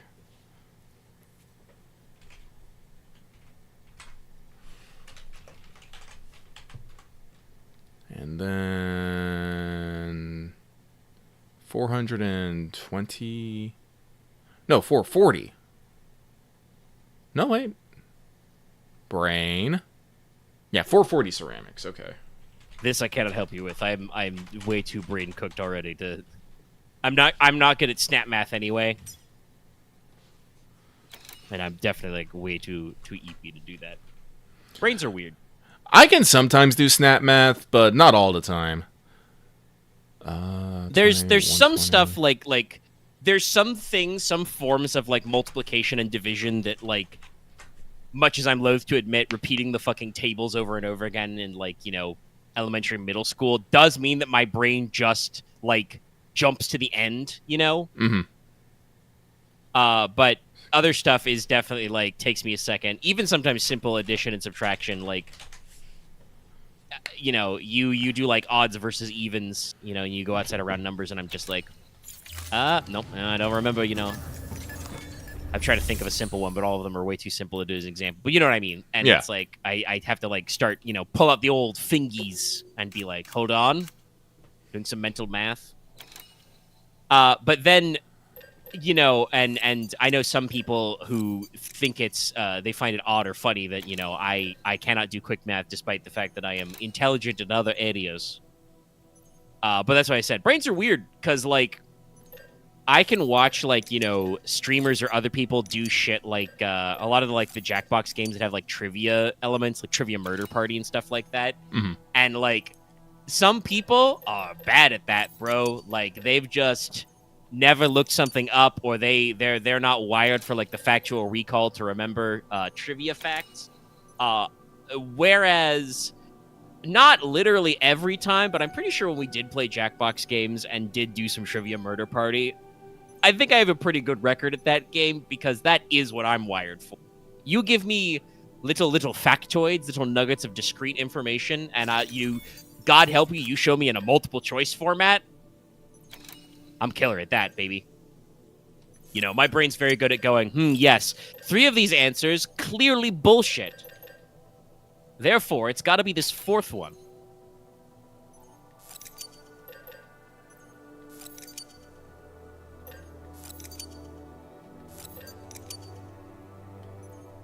Okay, we don't have enough metals on hand right now to get that 3rd one. But we got enough for the first 2, so we're gonna have to make fucking do. Load them all there. Actually, do we have any metals hidden in here? No, we don't. Actually, where are my giant stockpiles of stuff? Are those still back at fucking the distro center? I got way crazier on this in Death Stranding too. I have like, let's see here. Can I check my? Yes. Honestly, I don't know if they're bigger, but they feel bigger. Your distro centers and forts are like very deep pockets. I always feel like I surprise myself when I like clean out a normal shelter to relocate some needs, and then I check in with like a fort or a distro center. I'm just like, wow, Jesus, these pockets are deep. They go much deeper than the DHV Magellan even. Oh yeah, no, like the Magellan has a decent storage. Yeah, the knots in the distro channels, I think, are very specifically made for you to store materials at. For instance, they always hold way more than, like, the science centers or the prepper shelters. But no, looking at it... Well, actually, I'm looking at this. A lot of these guys actually have a fair amount of materials.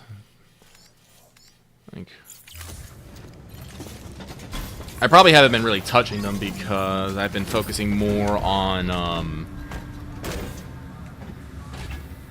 getting stuff collected and whatnot. But like I said, we got several streams left. I can take some time to fath about. And don't you think, man, I'm gonna go look later and see and double check about that.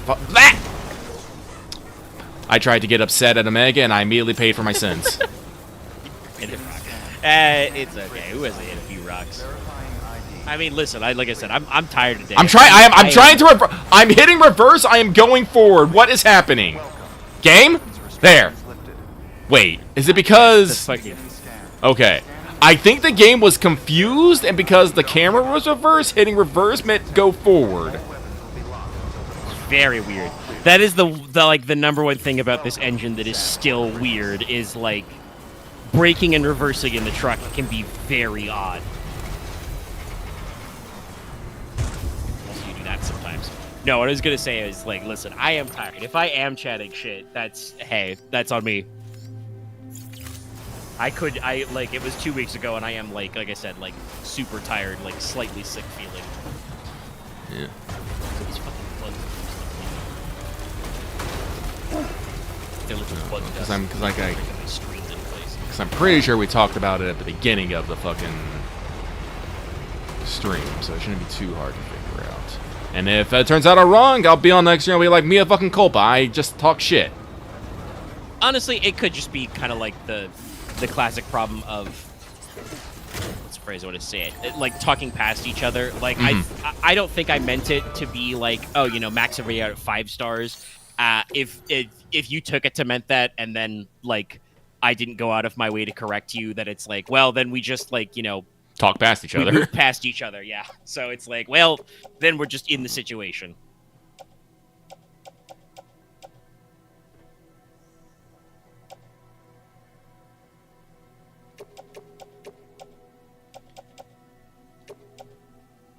Okay, wait, no, that was this one.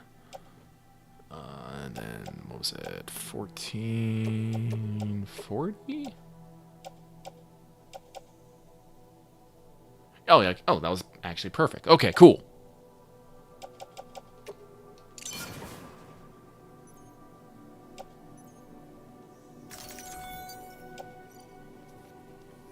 Well, there's nothing I do about it, game. What do you expect me to do? Pull 10 out?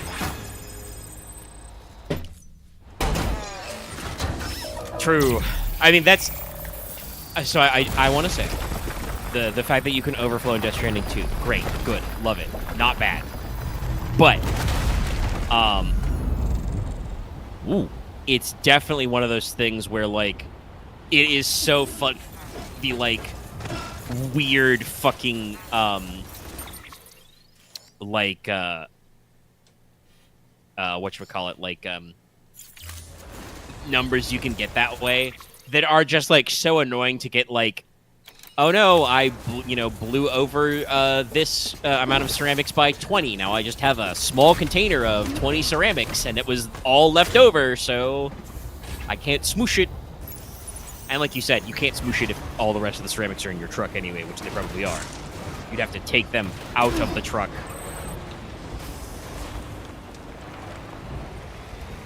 Get them back in. Actually, now that I think about it, I don't remember seeing a lot of the snow cover, the truck covered in snow texture. That's neat. Okay, let's see here. It's because in Warren, you don't even bother to do that. Blep. Blep. Blop.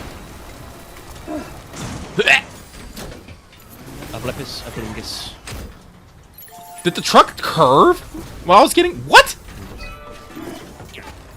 Probably. The truck shocks are very weird in this game.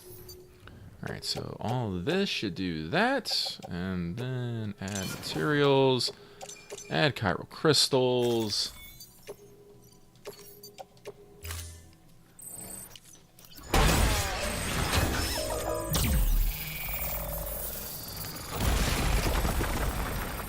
Yeah! Skip. Ooh. Oh, that's very nice. Yeah, well, okay, I mean, no, I guess I get it. This area is very steep. I guess making something more gentle over here makes more sense. Alright, but now we gotta go down the mount. Oh. No, I was just gonna say, I mean, I guess, like, going... It's not like it was designed to go, like, straight out the back of Mountain Knot, so it had to go up and around somewhere. Oh, that's right. I still haven't done these fuckers because they require, like, 5,000! 5,000 medals! Look at that shit. You guys are nuts! You didn't have... When those weren't on the chiral network, rather, that was, like, 9K, almost 10K. Oh, I do not have enough chiral crystals for that bullshit. Jesus. I think that's probably one of the reasons why I haven't been doing brood stuff. Fucking me. Alright, a lot of chiral crystals. Alright, so I think the plan is we're gonna have to go fight these guys. Steal their shit. We'll run up to here. This does have like a fair amount of stuff. But we don't got enough metals here. Doctor, how are you looking? You got a fair amount yourself. I can grab your metals. And your crystals. I'm gonna need both of those, man. I'm gonna need both of them.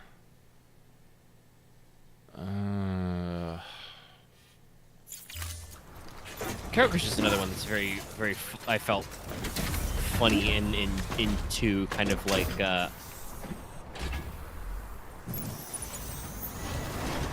want to say like. You know, some of my outposts in friendly places, I'm just like, oh shit, I need Kyro crystals, and just put them down to like 20 or something. And in other cases, it's just like, I see I have literally never taken Kyro crystals from you. You have like 800 in here.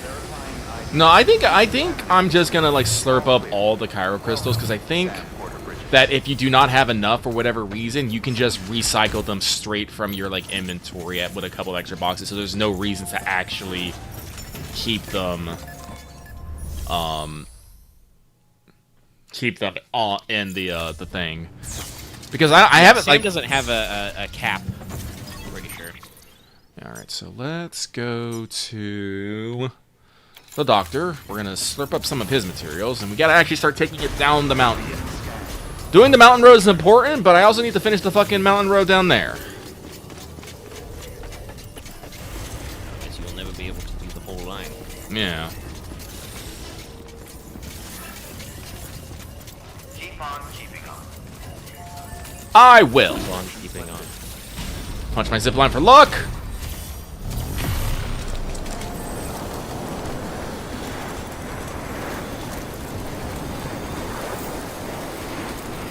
So yeah, no, for like the small shelters where I'm not actually probably not going to be building a lot of materials, just going to slurp up everything. I will focus everything in... What is that? Ah, it's just random ass shit. I miss my sticky gun truck already. Scanning bridges The truck's very good at that, yes. clear. Weapons detected. Doctor, I'm here to steal your supplies.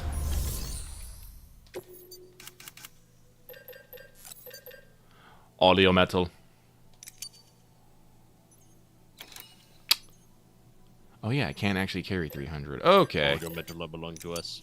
But yeah, no, like I said, was saying earlier, I don't think there's any cap max for Kyro crystals. And actually, there is a tooltip that says, Sam has more max carry weight if you have a lot of Kyro crystals. Yeah. Technically, that's true in this game too. It's just that the game like buries that in like the help tips, or like in a loading screen tip or something.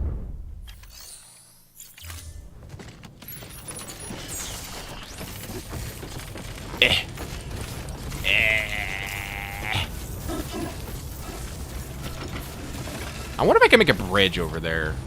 I might be able to. Weapons restrictions. Actually, is it timefall in this area a lot? This area? Don't know. Because if you can't make a regular bridge, you can definitely make a straight line Chiral bridge. That's another one that's like they kept that for 2, and I don't know if it's needed, but it's a neat concept. I don't think I've built a Cairo bridge, so that could be fun.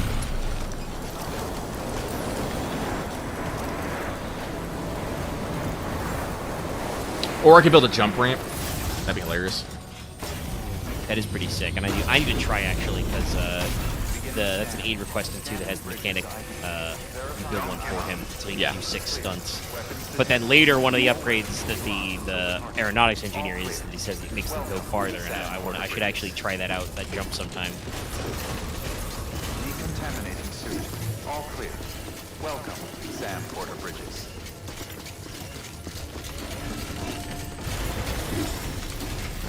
Actually, stick it in here.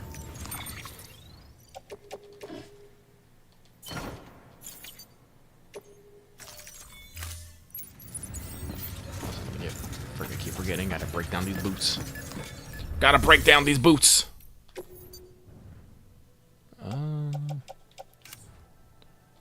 Actually, we're gonna break that down too.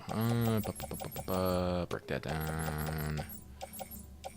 Break that down. Break that down. Break that down. Don't need those.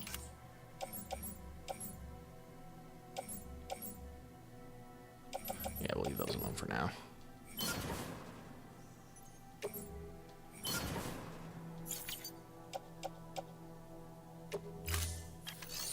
Yeah, I'm sure. Alright.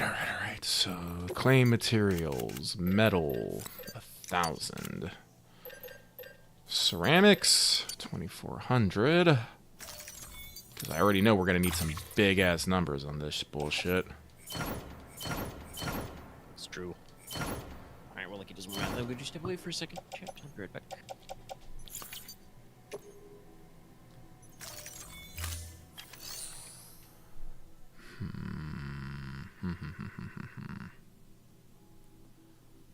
So...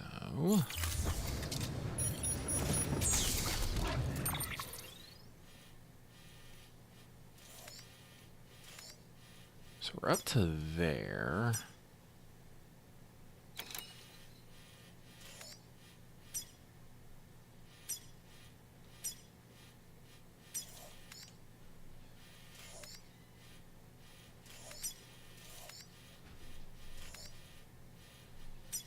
We can probably grab some from her. We can grab... that's just going to be straight up 5,000. I appreciate that. So that's easy. This one is less. So that is 2 to 6, 870, I think. Yeah, 870. Great. So that's going to be a 8er and a 9er. But we can still grab enough. The problem here is the fucking chiral crystals. Why does it take so many chiral crystals? Let's see here. She only got like 800. How many is in here? There's 13 of them from there. Oh, hang on, guys. What's up?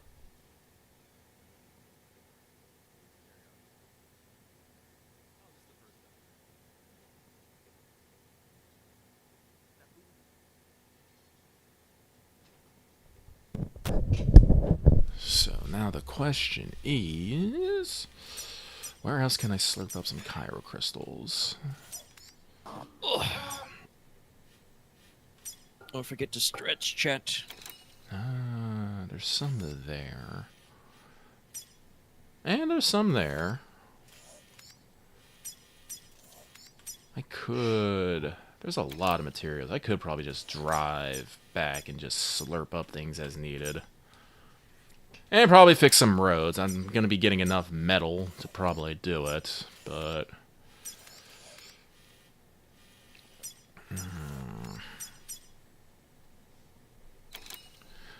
Yeah, no, I think I'm going to have to hecking... Let's see, what was that looking at? 77, 67...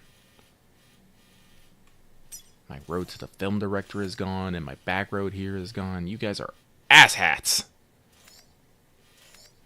I still don't understand why some roads stay and some other ones disappear. Like this road in here, where I just took once to get into the city, still fucking there. Yeah, that should have faded by now. Like I remember getting back to like taking a few days off and on for different things, you know, and then getting back, and like several of my paths in Death Stranding 2 did actually fade. Like definitely a lot of my old paths in not all of them, but you know, a lot of the small ones I took in like Mexico were gone, and like even some of my like one-off paths in the Australia seemed to fade. And then up here, it's just a fucking mess because I have everyone's goddamn route. Even though I've been taking zip lines forever. Okay, so... Also, who has orders for here that I haven't done yet? Oh, the distribution there has like 3. That could be fun. I'll double check those two since we're heading down that way. Also, there is a BT zone in the general area. I probably want to go fight the BT just so I can get more crystals. Let's load up to fight though. Well, actually, let's see what's in the share locker. See if these guys are hiding. Oh, there's a little bit of metals, I guess. But you know what? Screw you guys. Give it all to me.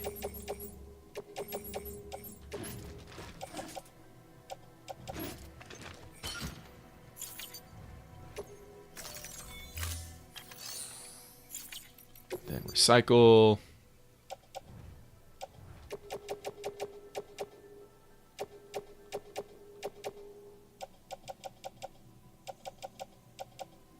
Yeah, I don't think there's anything else.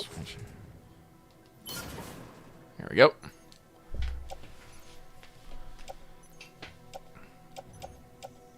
Already got a non-lethal. Just one of those should be fine. Oh, I have nothing in my grenade pouch. That's my problem right now. Okay. Did I say? No, I didn't.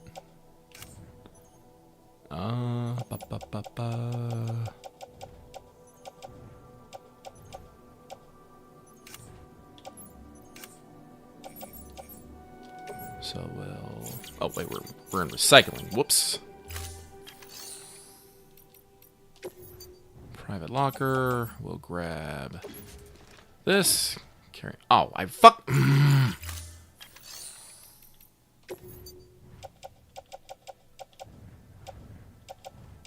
The menus.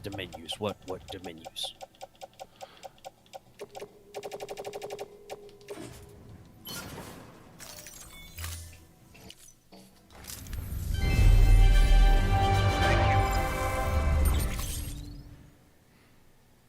Alright, up that a little bit. Then private locker. Carry that on my back. Get 2 of those. Put that in the grenade pouch. Remote stun bomb also in grenade pouch. So I don't forget.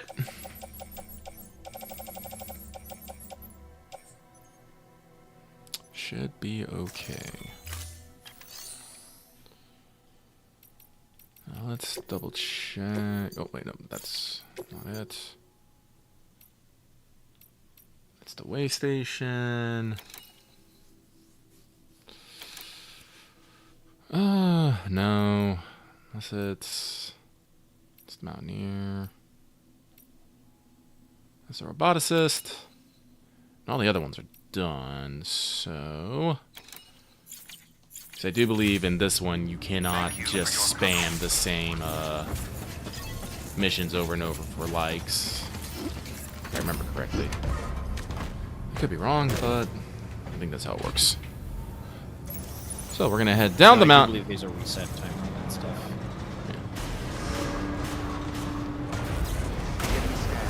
Have a pleasant journey. We're gonna stop by the photographer and try to yoink this Hurus materialist as we deja vu down this mountain.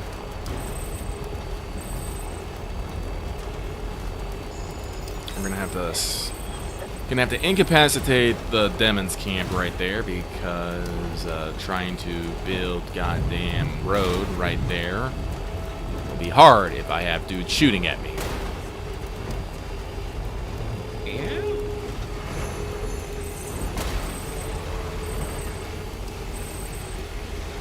How top-heavy do you have to be? Yeah, I don't know. I really don't think this thing should go up on 2 wheels like it does. I guess we've talked about this before. The suspension it's riding is pretty high, but still, like, I'm pretty sure. Let's see, you're what, half packed? Not even. Maybe a third packed? Yeah, about a third packed. So like, there is empty space in the truck, but also that is packed with literal hundreds of kilos of metals and shit. Like, that shit should not move. Like, assuming you've packed it in correctly, that stuff is not moving. It is not moving.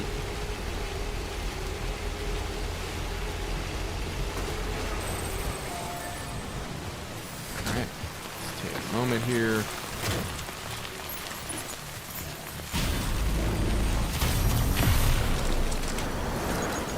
Whee!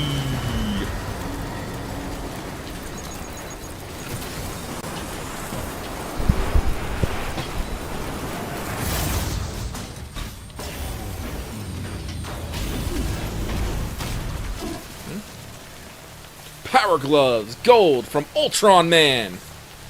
Eh. Yeah, we'll drop them off at least. Yeah, you can recycle those into more materials. That's true. You know what? Screw you, Ultron Man. No.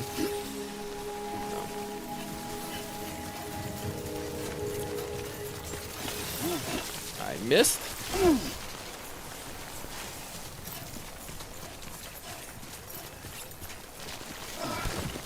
Fired. What I missed. There we go. Jesus. El Jolly 99. Scanning bridges ID. Verifying ID. Clear. Weapons detected. All weapons will be locked until departure. All clear. Welcome, Sam Porter Bridges.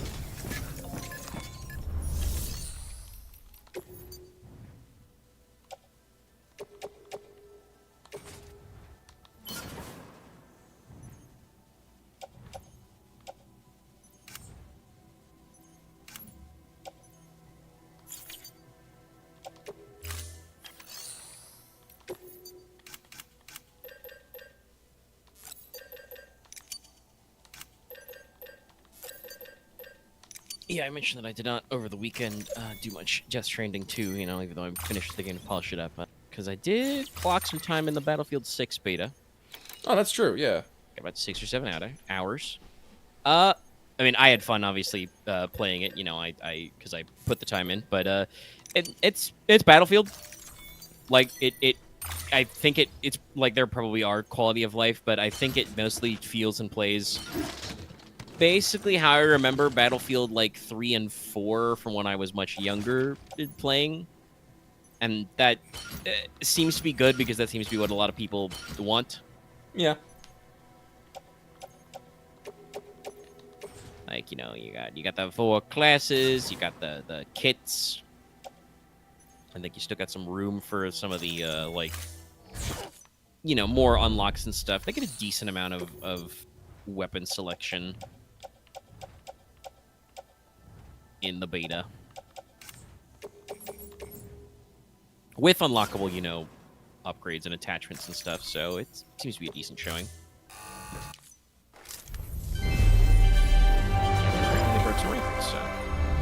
It's doing good. Yeah, good for them. I don't know exactly when they plan for the full game to come out, but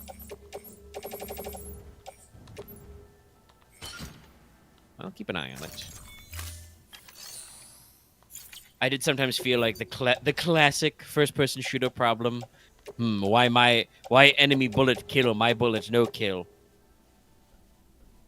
But I was playing on console with crossplay, so like some of that would be the old keyboard and mouse, you know, perfectionism. And also, honestly, I think some people were just, you know, they'd been playing longer, so they had access to some of the extra upgrades and stuff that gave you a little more spicy damage. Like, I wasn't being, like, you know, headshot botted or anything. Because the game doesn't do, like, footage of, like, people, like, you know, kill cam footage, but it does give you a little damage silhouette to let you know where you were hit. I think most of the time I got in the torso or leg. They do, I guess, a couple of interesting things. Like, the way they've got the classes working is you kind of have, like, you have your, you know, your gadget slots and everything, right? But you have kind of the kit system of, like, perks, which, like, levels up a little bit over time, like, in-game. Okay. So, like, and I think as far as I can tell from the bases, it's got, like, 3 tiers. So, like, for instance, with the old classic, you know, Recon, right? It goes, you know, level 1, auto spot targets, Battlefield Classic. Level 2 is fatal headshots. If you score a headshot with a sniper rifle, it is permanently fatal. The other guy can't be rezzed, you know? Not that if the global chat was anything to say by, that was happening anyway during the beta. Saw several complaints to the effect of, like, guess we're not doing revives. I've seen a bit of that flack on Twitter. Yeah. Yeah, and I mean, I think it's the thing is, like, that's the thing, right? Saying that this is just, like, old school battle, you know? But again, I feel like people have lost that flair a little.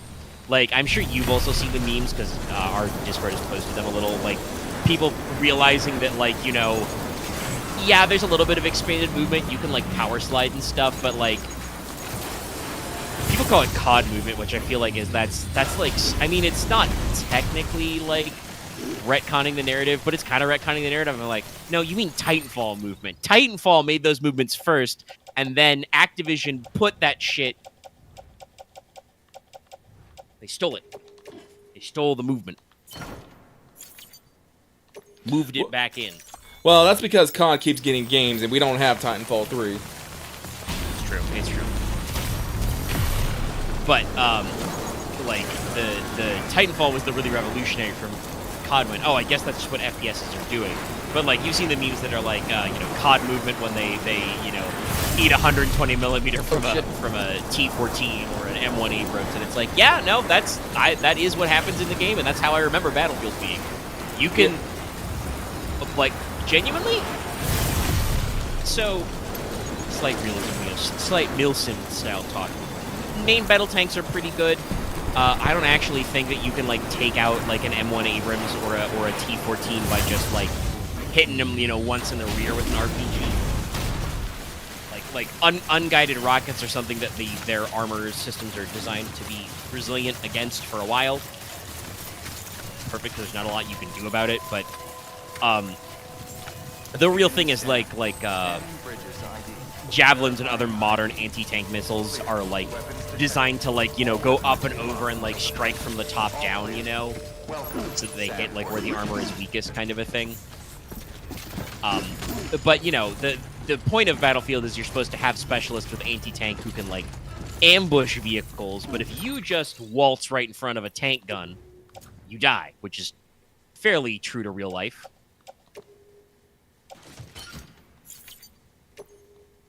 So, you know, it's the classic remembrance of, like, the whole point, though, is if you overextend with your tank and get surrounded, that means you can get, you know, pot shots from enemy rockets all the time. You gotta do little combined arms. Same with, like, air vehicles. Weapons restrictions lifted.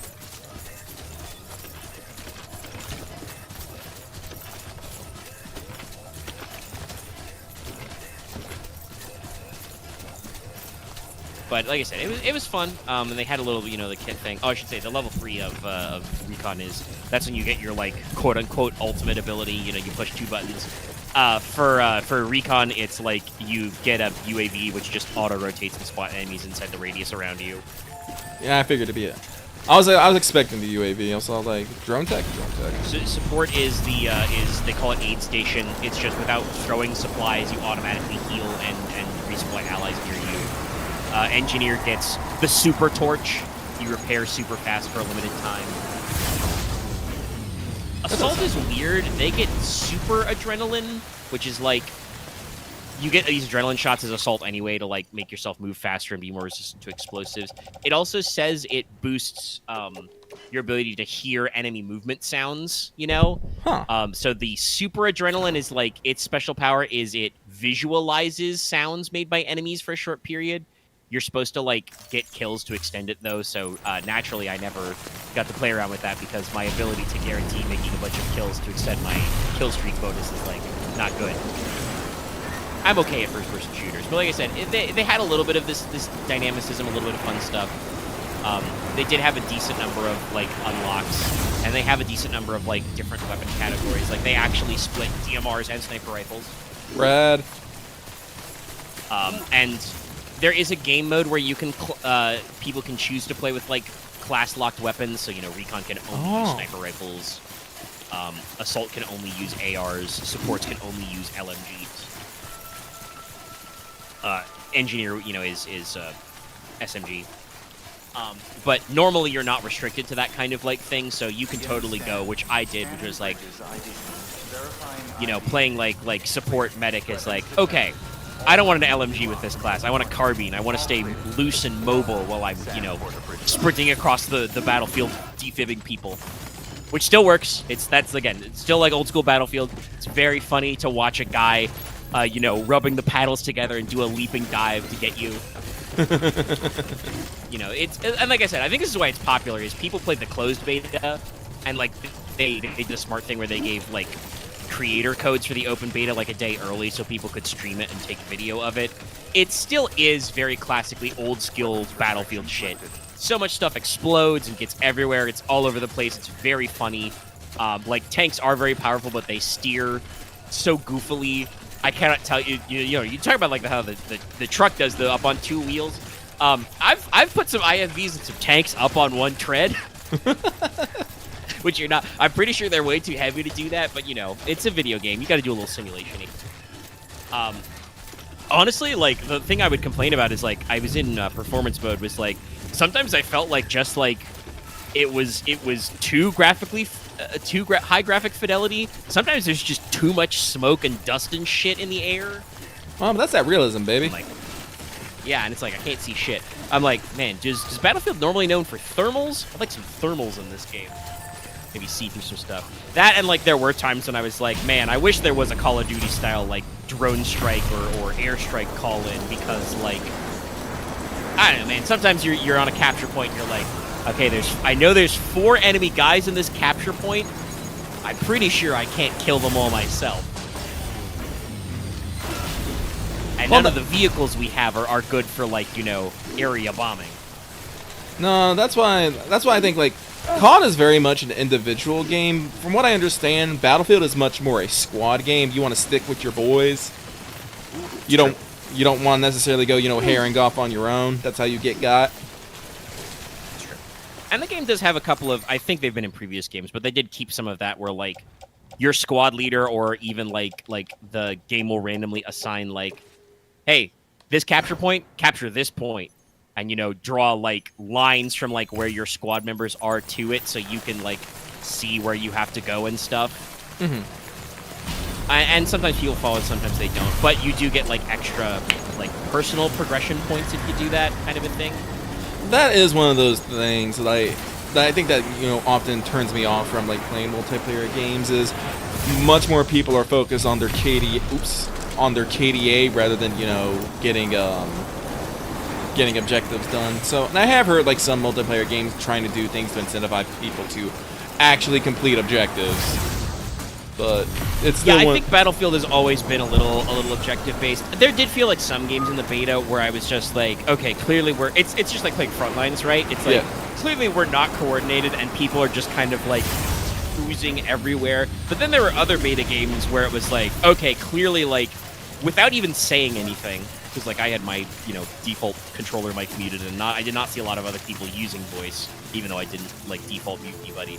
But like people just kind of naturally started, you know, grouping up into the lanes, and actually you get some, you know, it's one of those things where when it works, it's really cool. It's really neat to see like a big infantry push, literally like you can't like ride inside the tanks, but you could, like, up to 2 people can like grab the running boards on the and like hang off the back. Yeah.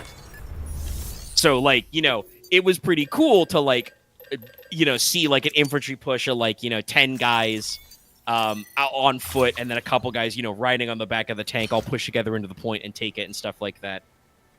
And that's, like I said, I think that's what Battlefield's supposed to be about. And they've done a very good job of hitting those classic notes. I'm definitely gonna give it another gander with the next weekend's also going to be another open beta and try it out. Maybe level up a few more goons and guns. Like I said, I will probably be passing on it. Like I said, I do like my FPS, but never been a multiplayer game guy with it. Especially when I have when I have to shoot other people, I can like do like FPSs like co-ops. Dark Tide, very good. Yeah. But I think they have like a. It's interesting. In the beta, they show that they have like a, what do they call it? Like Intro to Conquest.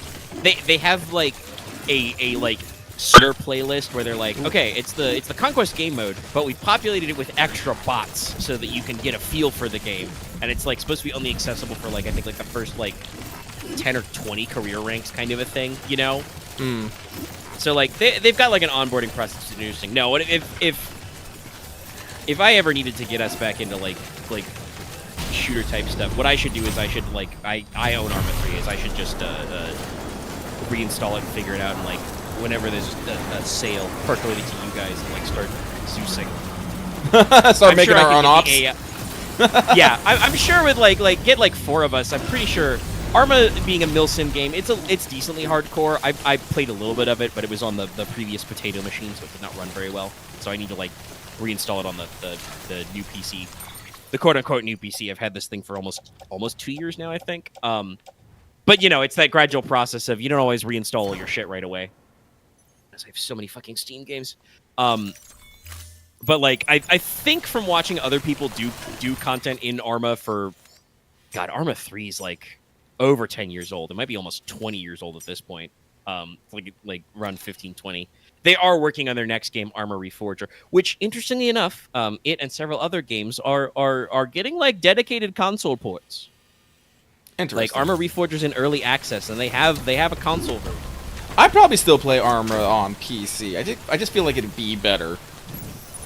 Probably because Arma is usually a more strict milsim-y type game, which like I said, Battlefield has like always been a little more hard, a little more than COD, but it is not full blown. There's still dumb shit, like I said, like support healers with just running around defib paddling everybody, and that magically gets you up, that kind of shit.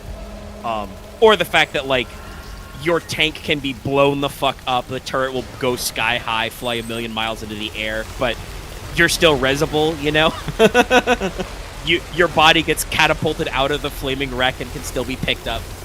Oh, actually, I should say they did change like the defib is a fast revive, but you can manually revive people too. They did change that a little, at least from the last. I played a little at 2042 because it was free on PlayStation Plus one month, and I was like, I'll try it out. I was not super wowed. The menus were dog ass, like so many different like it. I think I saw somebody compare like those kinds of menus, like it was the Russian Badger vid on like Call of Duty Modern Warfare 3 was like the menus are built like a streaming service. And it's just like, no, I don't want that for my multiplayer FPS. Please stop that. The 6 open beta is a little bit like that, but it's much more contained. Like, you clearly have tabs along the top, and like your game mode browser is a little bit like scrolling through like thumbnails, but when you want to go do loadout or whatever, it's okay. But like you can still grab people and manually revive them. And a thing you can actually do in 6 is you can like properly move them. Like, so you can grab a guy, and while you're waiting for the revive timer to finish, pull his ass behind cover, which is great. Like, I'm just like, shit, if more video games have revives, we need to do that. Because that's like actually like tactical. Yes, you've been life pinged. It's okay. You have a blue thingy on your gun. They're doomed. Speaking of a little, tactical espionage action. God, sorry, I just see the mule truck in the fog back there. It went behind a rock. We have fun. But the core Battlefield stuff is very fun. They got good things, but no, like I think Arma's scalable enough that I could. Boom, baby. If it went on sale, yeah, nice job. If it went on sale and I could convince the boys, that would be like an easy thing to just be like, yeah, I'll just design some rudimentary missions, use like Zeus and AI controls, and like you guys could figure it out, whether it's modded or unmodded. No, it could be fun, like doing some basement. I like doing milsim kind of stuff. It's just, well, I just. We would not want to join a milsim group because some of those guys are very try hard, and even ones that are not try hard. Like, there's a lot of big gaming groups have a lot of people involved. Like, Ignis is very cool, and their Arma ops are very neat, but sometimes they've got like 120 guys in a fucking TeamSpeak lobby or whatever, and it's like, That's a lot of people. That is a lot of people. But again, let's speaking of like Arma's decently scalable. You could you can basically do the thing that old school Battlefield single player campaigns used to do, but grab 2 to 6 friends because you could be like, all right. Oh, you guys There's have 3 of not. you You here. should not be there. You should not be there. That's a very bad idea.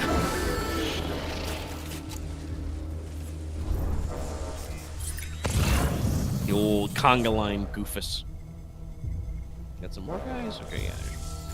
No, there's plenty of guys, but I've just Way back there. Well, 3 of them were dumb enough to walk through the river. yeah.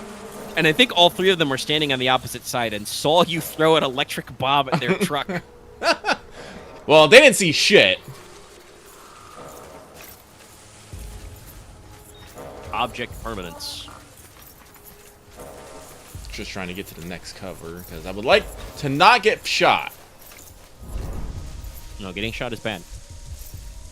Goodbye. The car goes floating away.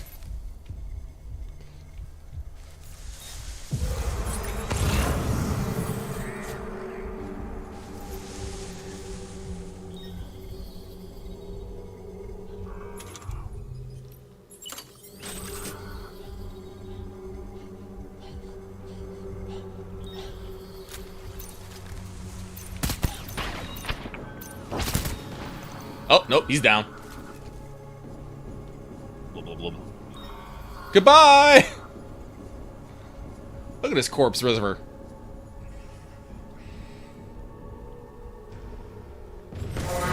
Ah, shit, that's right.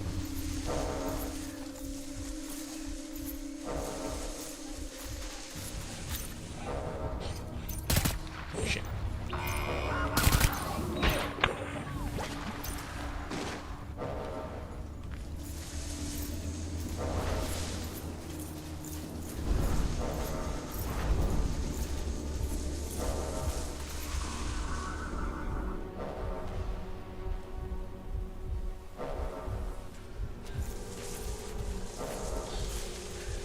This is somewhat gaming the AI, but you know what, whatever.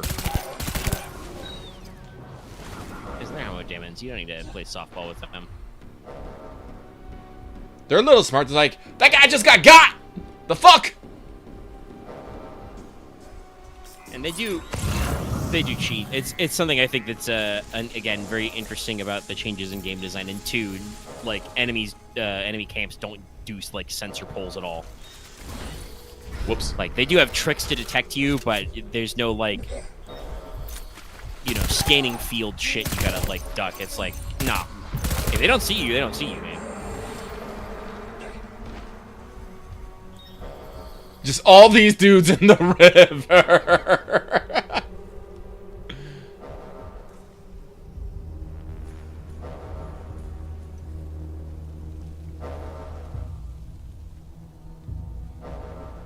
I think I'm gonna have to cross.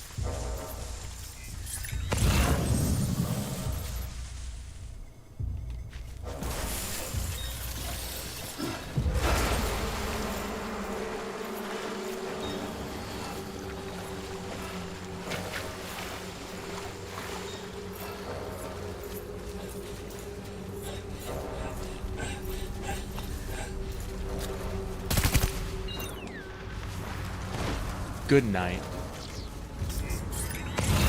Is there anyone there?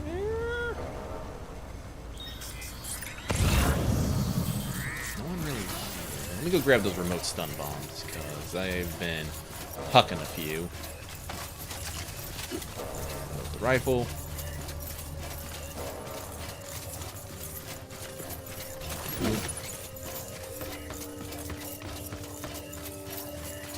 Pretty sure there's some guys out there afield, but let's go check this other... Maybe not. Maybe they're all just left in the... Yeah, looks like they actually just might be all left in the, Oh, wait, nope, there's one. Looks like there's mostly special alloys in this area. Skip on those, we really don't need them.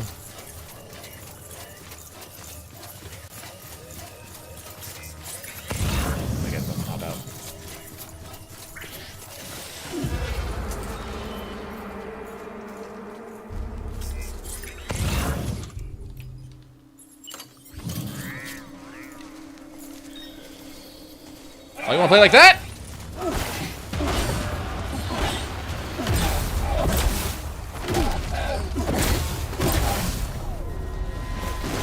Yeah, get wrecked. Oh, I guess that was everybody. Cool. Alright, problem solved. Alright, let's go get the truck and loot what we want.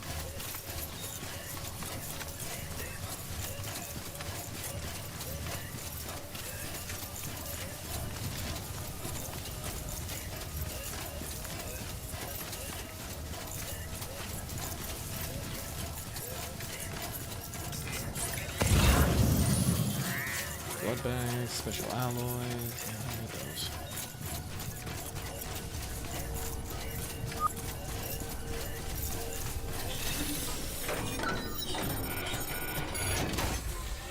Let's see what's in here. Got some ceramics, got some chemicals. Lots of special alloys. We can use these metals and we can use these ceramics, though. We could probably break these down for fun and profit. Same with these.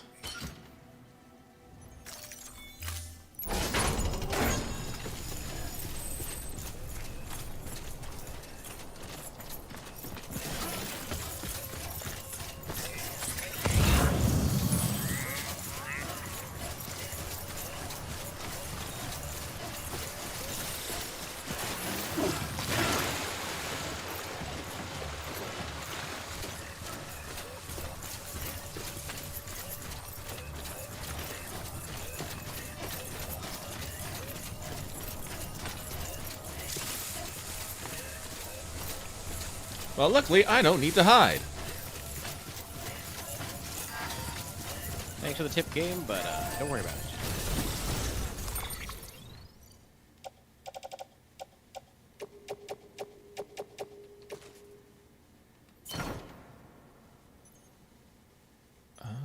Okay.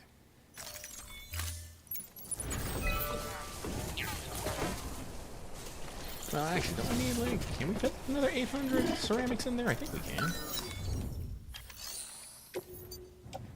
Yes, we can.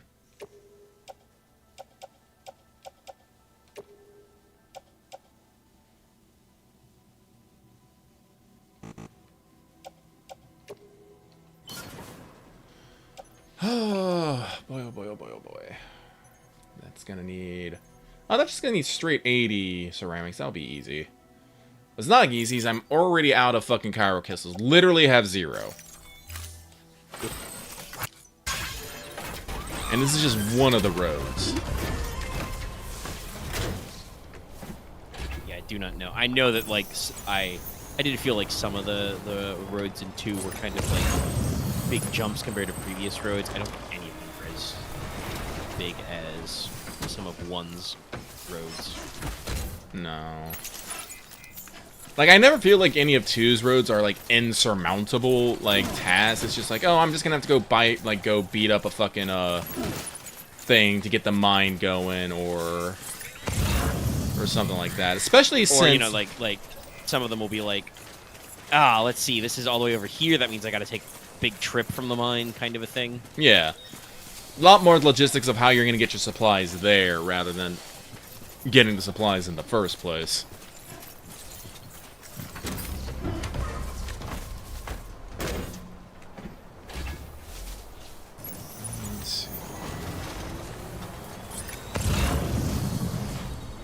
Blood bags. I don't need really that. Resins, chemicals. There's some more metals over there. We can grab those, I suppose. It's just 50. Whatever. And all that. Oh, there's some ceramics over there as well.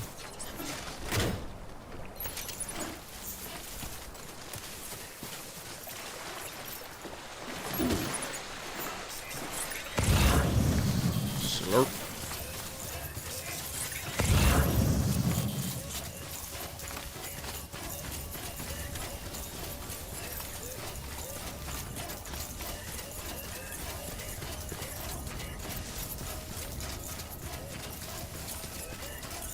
Take this so I can break it down later.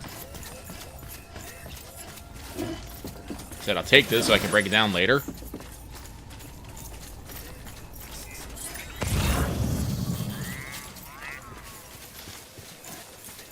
Oh, perfect. There's a medium ceramics right there.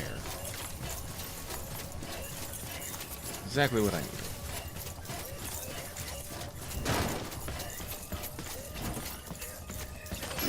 Like that.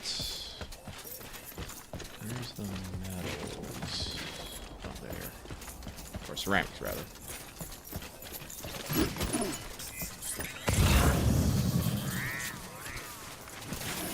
Actually, no, I should take the blugbacks too. Even if it's not a lot, they do have a bit of chiralium. It's true. Every little bit's gonna matter here.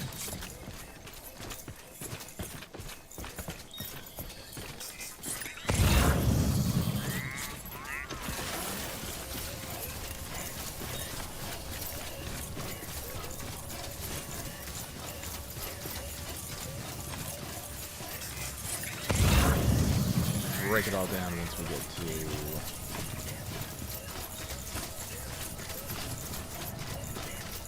Distro Center.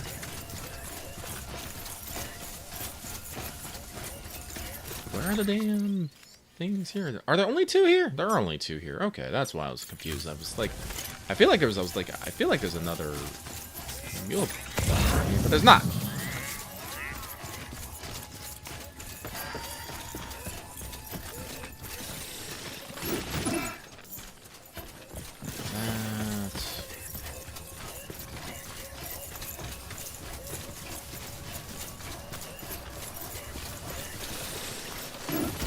This.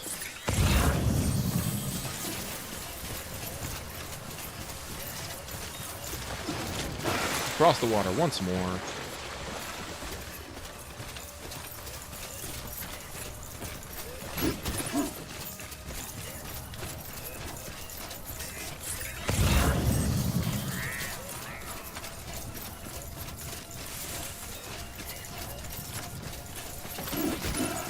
Once more with feeling. Pardon me.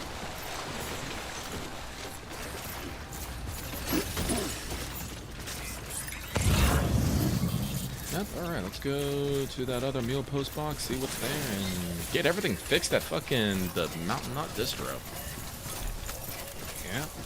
The truck's fucked, I'm fucked. Everything's fucked. You spend a lot of time out there working. Yep. What the plan here is, there's the BT zone over by the Novelist's Son. We'll go beat up a BT over there for chiralium. But I'm gonna need my battery and stuff for that. Battery stuff.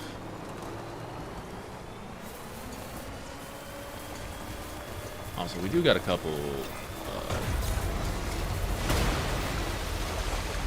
chiral crystals around. I'll pick those up.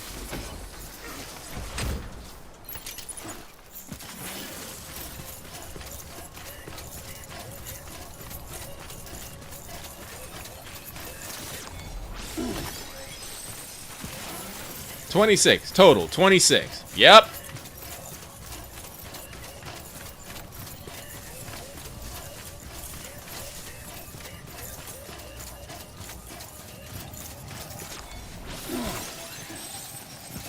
Alrighty. Yeah, no, this truck ain't having a good time. Spent too much time in the damn timefall as I was shepherding stuff from the photographer. This is the thing I wish about timefall shelters. I wish they were just a little bit bigger. So I felt like I could leave my actually I am gonna go grab that. Oh, and this. So I could I feel like I could leave my truck under there while I'm running around. I think in 2 you definitely have enough space to put the off-road roadster under there. I'm not entirely sure. I feel like Might be after the upgrade.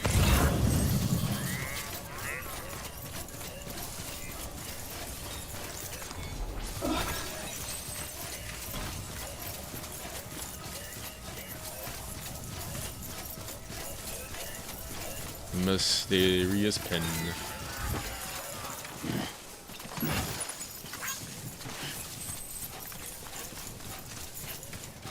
Alrighty.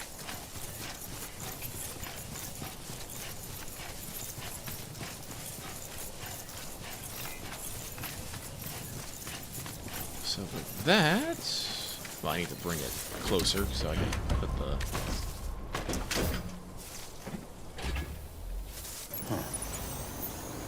Fuck you. Get bonked.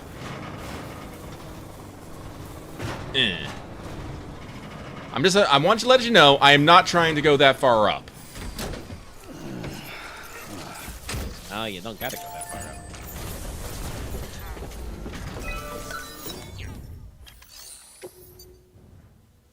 Yep, there's that enough. And then... Oh, that's right. I have to add the materials first, then it lets me do this.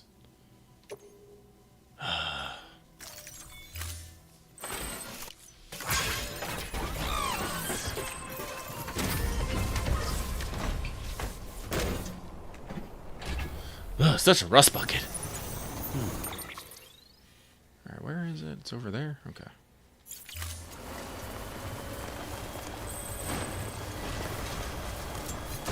Got plenty of battery.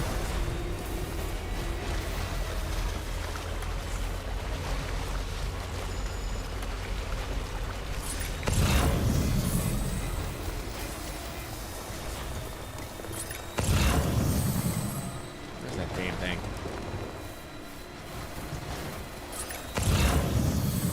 There it is.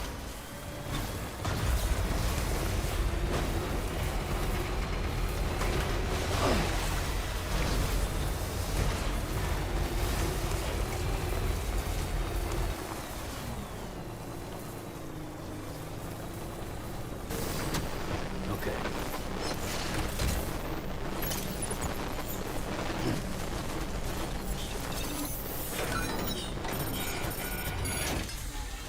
Alright, it's open. Let's see what's in here. More floating carriers. Wait, no, that's my truck. Oh, that's... Wait, omni-reflective boots? What?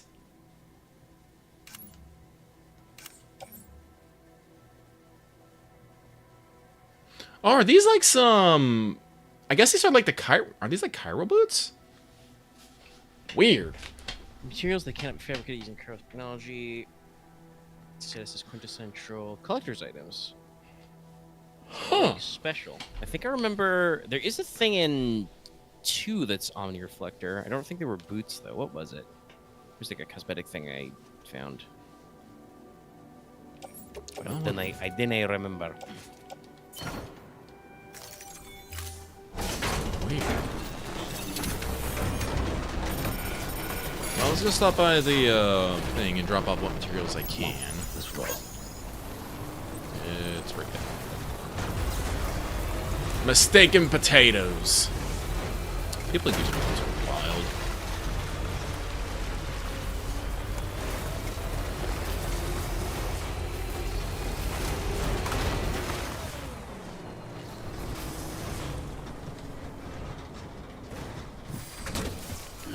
Gotta stretch my legs.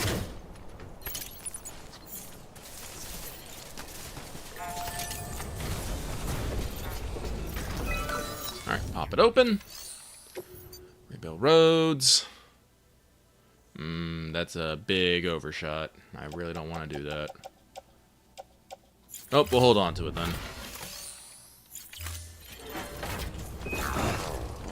Punch my truck for luck.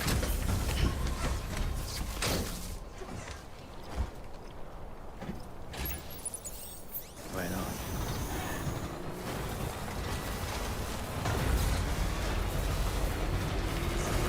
Whee.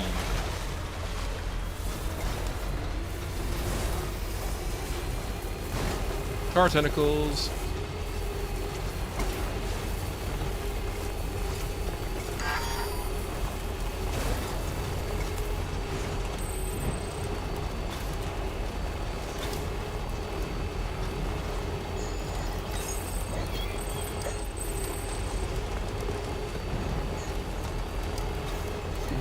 Someone's happy.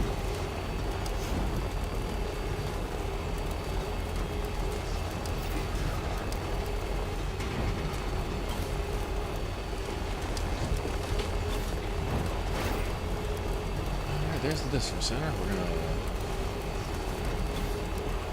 load up, grab the... Actually, we're pretty good on weapons. I got a lead. I should probably grab something else on the side just in case. You never know. It's not like I need some big BT friends to help me out now.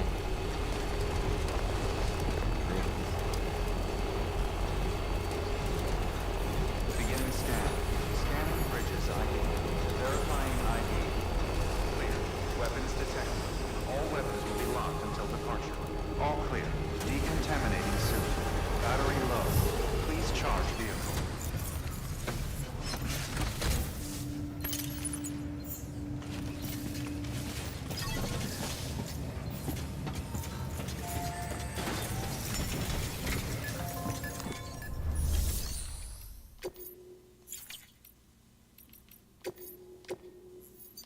Your work is greatly... Yeah, okay.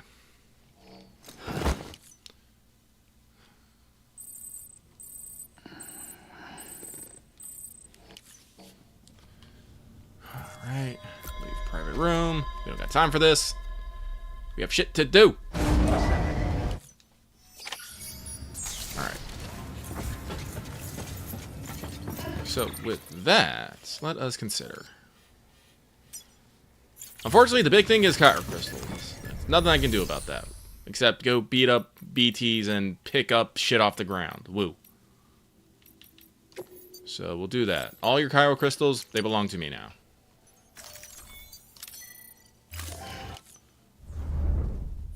That should be enough for the second one, I think. Because I think we're pretty close to finishing that one off, I think. Yeah, it only needs like 400, like 500. Yeah, a little less than 500. This one still needs about 1,300. So if I beat up a large BT, probably presumably in this area somewhere, I should be have enough to at least get those two going. The other problem here is this thing needs about another 3,000 worth of fucking ceramics. Thanks to the photographer, though, we actually have we were actually get a good enough, and the surplus here should be enough. Should be. No, yes, it will be. Looking at the numbers now. So what we gotta do now is math.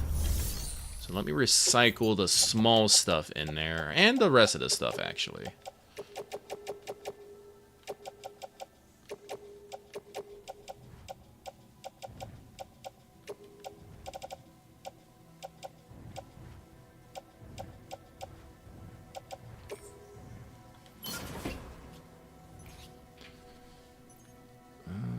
Yeah. Lose it. Do not care. Woo! Reconnect the world! If you by world you mean the US of A, sure. Actually, what we got over here? Rookie Porter's in trouble. What other orders do we have in the area? Timefall Farm. Way Station. Roboticist. Oh, we did that one already. Mountaineer. The Photographer. We should probably do that one on the way back. The Spiritualist. Cold Sensitive Medicine. Novelist Sun. Oh, I actually got a couple here. Okay. Mountain Knot. Okay. Heart Medicine. Heart Lab. Okay. There's actually a few things we can run here, but let's run these, and then so we can... Oh, wait. We already did that one. These two. Neither one of those are that, so yeah. So we'll grab these. We're heading not that way anyway. Let's grab a second rifle. Like I said, the lethal ammo over blood grenades, I think, is still superior. It is the best damage, yeah.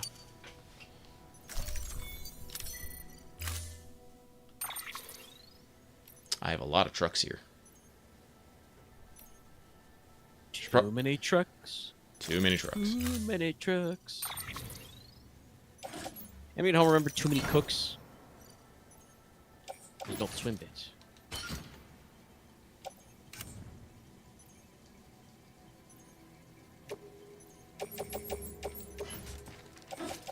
Oh, it's not gonna let me just easily recycle it, you asshats.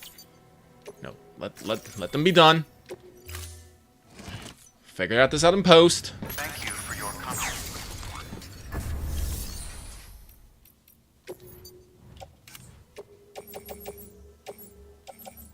Sure, also, I don't care. The custom camera mechanic, I'm getting a fuck ton of those anyway.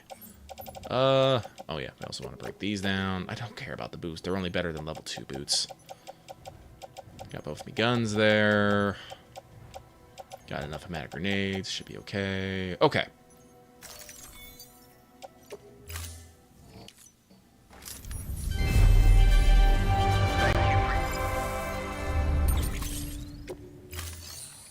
And then... clay materials. Kyro crystals? Mine. All mine. Oh, math. I forgot to do the math. Son of a bitch. That's why I forgot. That's why I haven't claimed all the materials yet, because I'm like, I don't actually know what I need. Okay, math. Thank you Gotta for do your math. comment. Alright, so this one requires... let's see here. So that's... 870, I believe? Yes. 870 metals.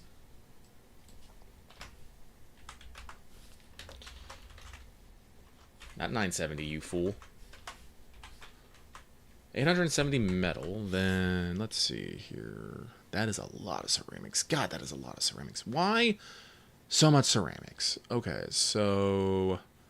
that's 110 to bring it up to 50,000. That means it's going to be 2650, so 2760? That's a lot of fucking ceramics, you asshats. Why do you need so much? And this one's already done. It just needs the Kyro crystals, which we're going to go work on. After that, we can just schlep everything up to Mountain Knot and then take our time basically draining these guys of all their resources to bring to Mountain Knot. Finish the Mountain Road. Use that to fucking get stuff for the first prepper done and try to figure out what's going on with the Veteran Porter. Yay!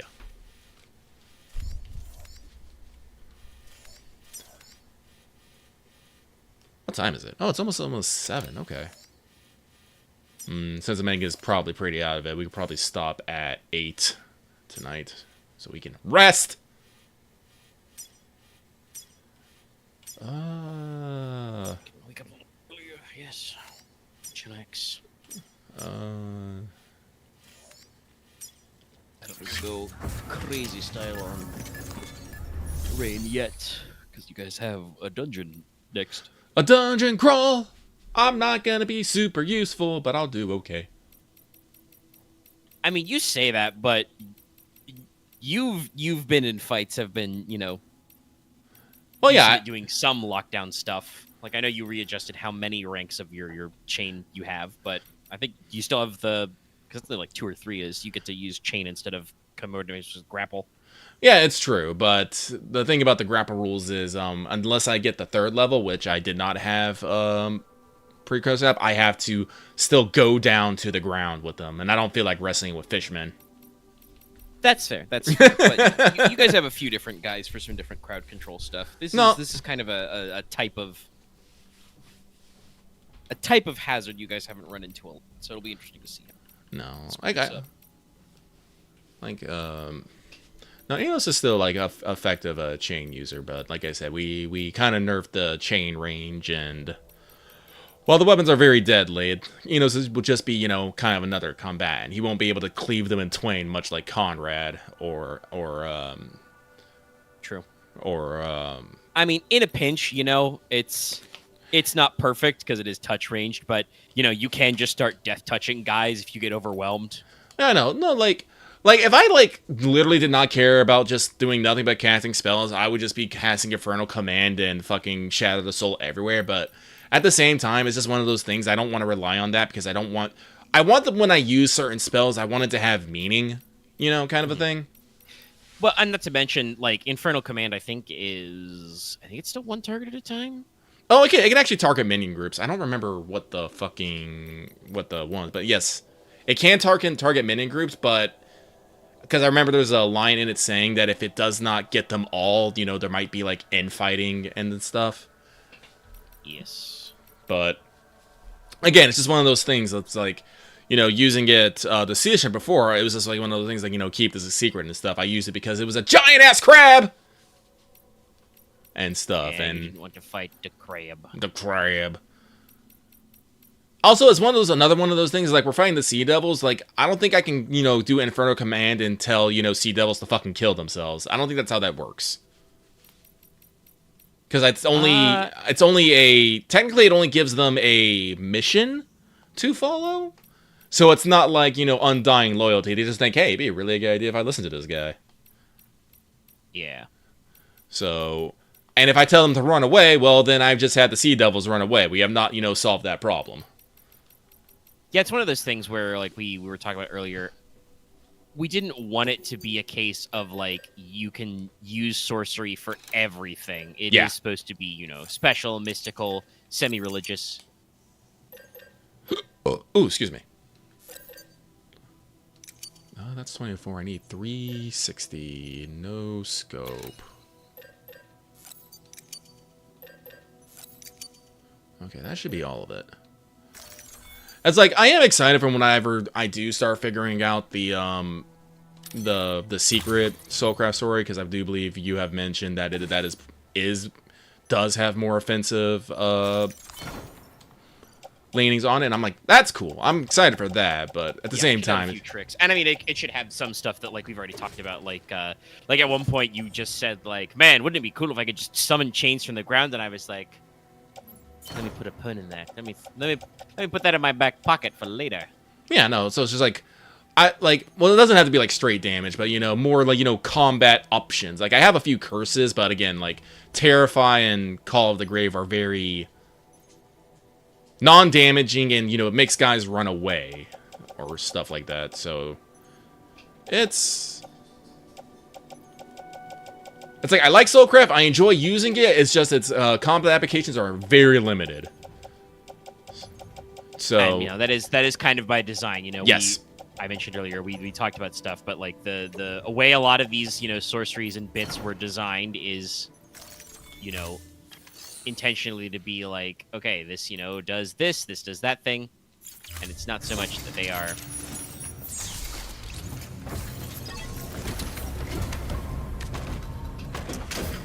Like I said, we're not going around casting Fireball, but, well, actually, there might be a Fireball. I don't know what those flame damage can do. All right, so yes, we're gonna follow the road. We'll put in what we can. Deliver to the novelist, fight a BT, finish the other road. Get more supplies. Supplies are important. Supplies are important. But no, I'm still I'm excited to explore. You dropped all. Oh, actually, that reminds me. I need the mural text block so I can put that in my notes. You did get the one from Stella already, but I forgot to ask for the second one. I think it's because we were trying to wrap up. I didn't want to. It's true. And they also don't rewrite it slightly. Yeah. Because that was long form. The Stella or Liths was like Lifts. yes, Lith rock. It was literally, I wrote it as a bullet point. So that's very easy to be like, aha, you know, literally in the session you're like, hey, Mika, can I get that as a text up? And I'm just like, I wrote this as a bulleted list. Here it is. No, 'cause that's exciting. No, yeah, like I said, I'm excited to do Lorelei Rock. I think, like, this, like, harkens back to, like, some of the OG desires. It's like, wouldn't it be cool if we just got a bunch of the allied tribes to hang out and do stuff here? And I do feel like this is, like, one part of that. The main question, like, on my mind personally right now is like, all right, we have cleared out the Sea Devils. How do we get the merfolk back? Eno speaks mer. Yeah, that's always a question you guys have, like, been thinking about.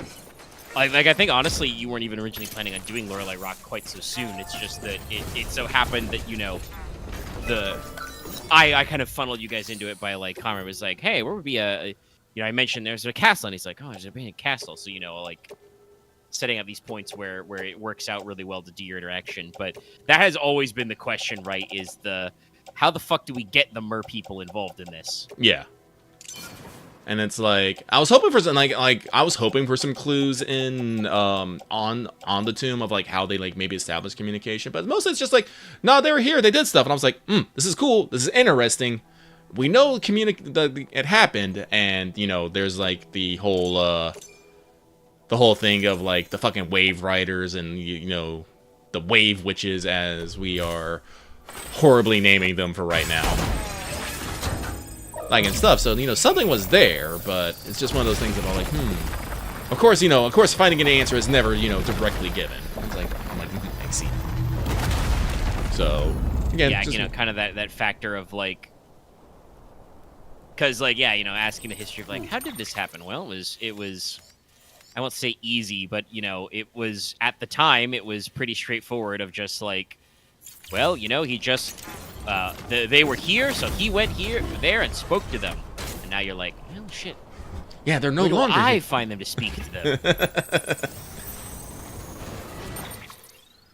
No, but like I said, we're gonna clear out with like you can only tackle problems one at a time. So we'll clear out the sea caves and maybe like I don't know. We can send some letters asking for some mer correspondence or stuff. Because that is definitely like one of those other things you were talking about. Because when we actually did the investigation into the fog veil and all that stuff, and we learned that the Iron Demons originally did have settlements out there that they had to pull it back, I was like, oh, interesting. So we do actually maybe have like some sort of ancestral claim to the area. So I was like, that could be interesting. Because I like, me as Lucky Enos, I have never been shy in my green. It's all like, yes, I want the Iron Demons to get some of that sick fertile land, bro. Like, we need to grow shit too. It's kind of the question of like, well, and a lot of these questions or answers I arrive to when you ask me questions like, oh yeah, we never really talked about how our society was, our bigger size for some of this stuff, and it's like, yeah, no, well, now I've got a perfect excuse. It was once upon a time bigger, but it turned out to not be. Yeah. You retracted the territory, so there may be room to expand the territory later. No, it's all these little things I like coming, like all these little things come together, and I enjoy it greatly. But let's see here. Give me the stars. You look good. You must have muscles of...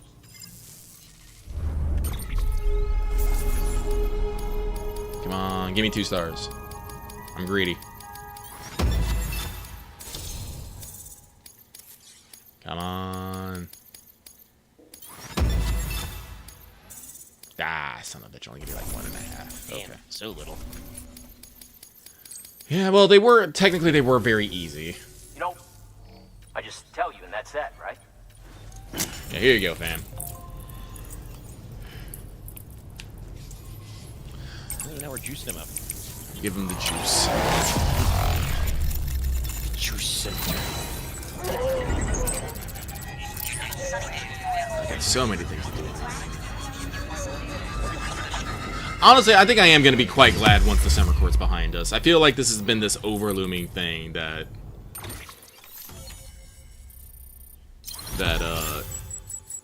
just been, well, just a fucking fabricate equipment. Do we? So I'm good to go, huh? Somehow the world doubt a guy like you. This is for you. Oh, we do have the bell. Cool.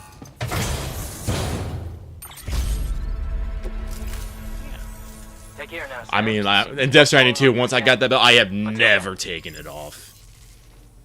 No, the ability to just not have to fuck with some of that stuff has been way better.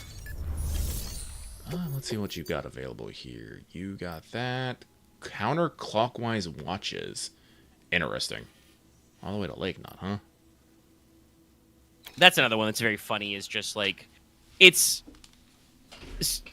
there's a little more effort, I think, into making it make a little more sensical, but just a lot of the deliveries just have funny little things, you know? let's start slurping up your materials. Give me your crystals. And I'll take your metals. We're gonna need that for the mountain road up top. Also, at some point, we should try figuring out the fucking, racetrack. That is a thing. Yeah, it's true. We haven't really looked at it, yeah. They kind of explained it, but... I thought I broke this shit down. Did I not? Well, considering how borked the menus are, I probably did not. Yeah, it looks like I did. Alright, whatever.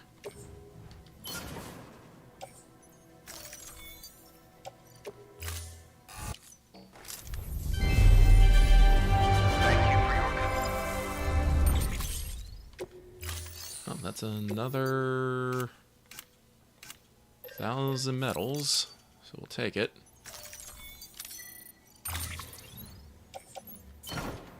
Load onto the truck. Stick these on me back. That needs to go in the grenade pouch.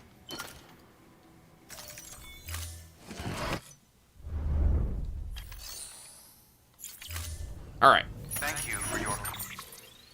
So, there should be a BT zone down here.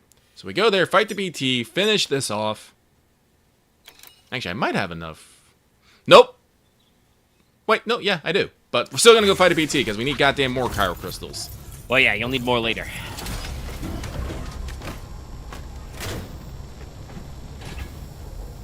So to the BT zone. Restriction is lifted.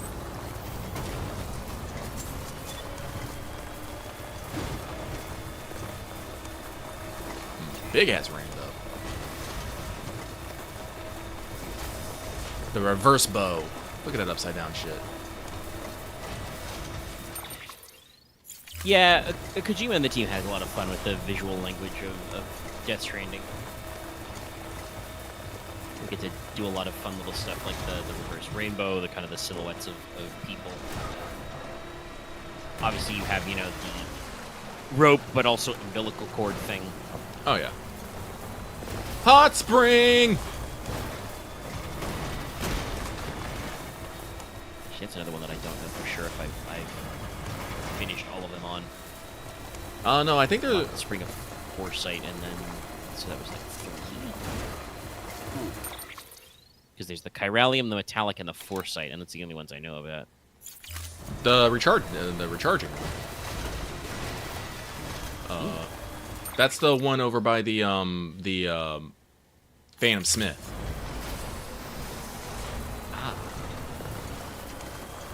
Because that one, when you sit in it, recharges your batteries. Oh, so that's what it does, yeah. Yeah, I've dug that one. It's just, I think I mentioned before, when I did dug it, it was like timefall snowing, so you can't actually use it. Yeah.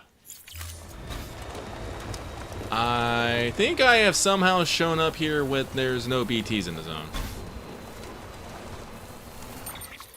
Normally this is the zone, but... Yeah, it's part of it. So we go further in. No, Definitely usually... around in these mountains somewhere. I mean, No, no, it- that should be far enough, yes, but...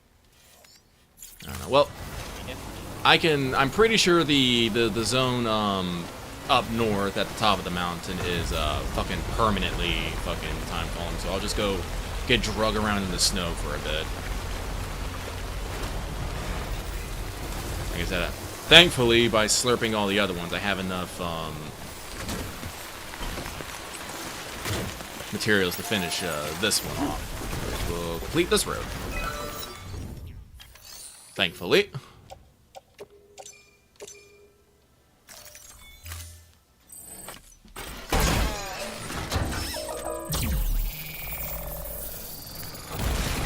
Alright, but with that, yes, the mountain road is, well, this ain't technically the mountain road. This is like the valley road. Yeah, actually, no, I would call that a valley. We got like 2 mountain ranges on either side.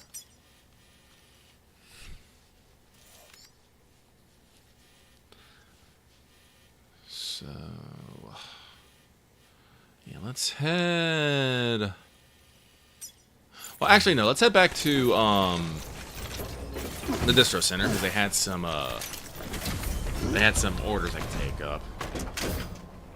Actually, no. My original plan was to, like, be able to run all the way down to the craftsman, because he... Had a thing. Yeah, it's a thing. Because it's the doctor. I did that one already. The way station north, and there, yes. But because now that I have... They're all the way the road. I'll have to schlep it past the spiritualist, but I'll be fine. Also, I can slurp up more materials along the way.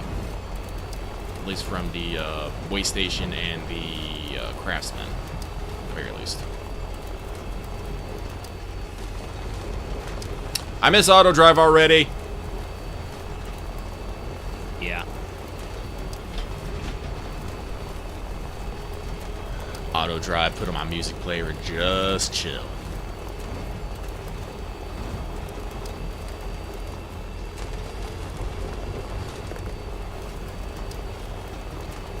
Hey guys, how's it going?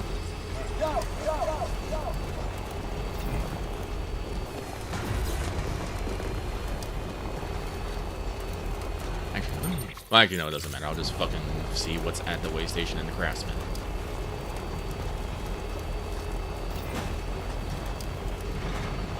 Yeah, after this, I don't know. Maybe I'll go play more Death Stranding too. Lay in bed, deliver packages, upgrade roads, repair roads.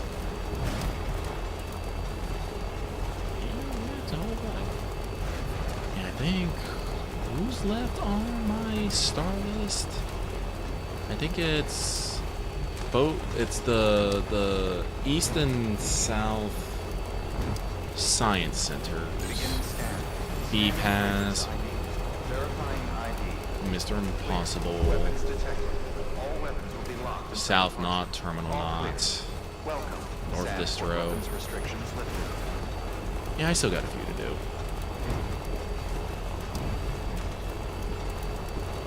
And then I think it's just grinding out combat mostly to get my... I think 60 is the peak for everything. Both my combat and my stealth are in 50s, but I haven't really been fighting a lot of dudes recently. Also, I want to say I hate that camp in the goddamn snow because you can't take your battle skeleton in there because guess what? You then can't walk in fucking snow. It sucks. Also, they have a lot of elevation in that map, which I think, you know, works to their advantage, but sometimes it's a pain in the dick to move around. Yeah, I remember when you basically had to do that one mandatorily. That one was a little weird. I did not have to reload, but I reloaded to try and tackle it a couple of different ways. I ultimately just ended up with just APS HMG, like brute force driving around, smacking guys with my truck. The HMG will eventually like overwhelm their electromagnetic armor, and I just used a chiral shot cannon to like ambush like probably half of them like running down the slopes at me. Because like the armed survivalists and brigands are smarter in Death Stranding 2. They are not smart necessarily. They'll still, you know, be like, what was that noise? Dogpile at you, and they'll be like, ah, my buddy was immobilized by a golden glowing energy gun.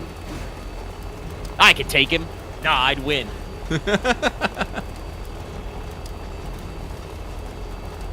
But it is good to me that there's a variety of ways to actually take them out. But yeah, they can get a little futzy.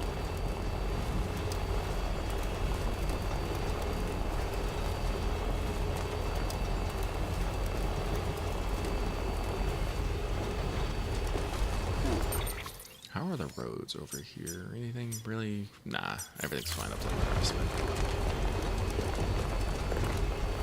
The Craftsman one better not be fucking timed. Same with this way station one. If they are, I'm gonna be very upset.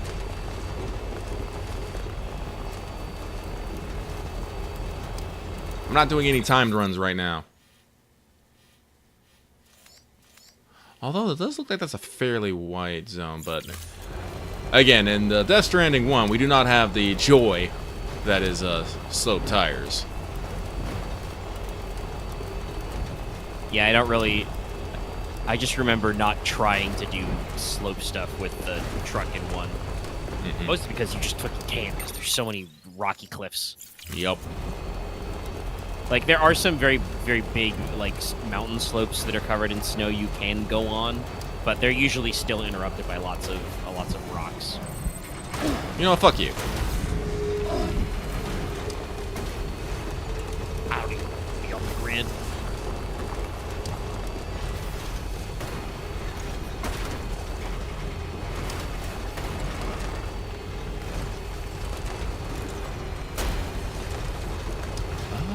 If I remember correctly, the fight here at the abandoned factory, cool, is the boss monster.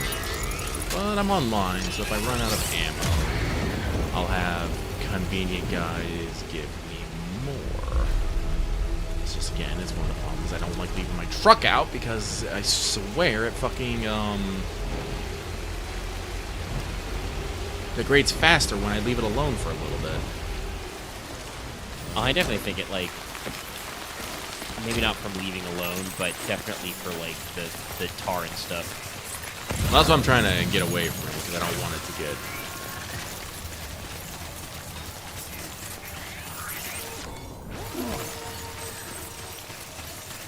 Alright, you gotta stop. I actually see them in this one. There they are.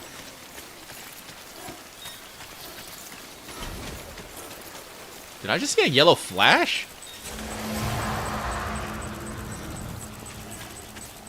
Maybe.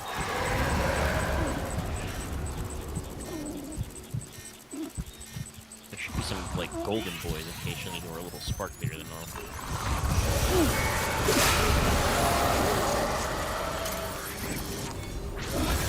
Another one? Oh, there was another one. Bites and dust.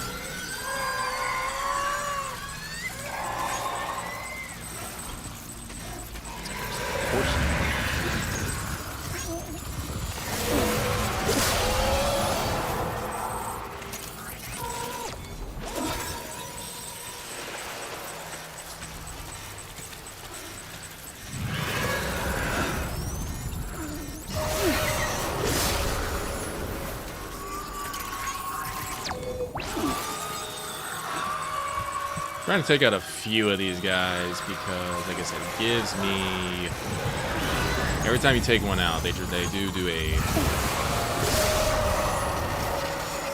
Pyro Crystals.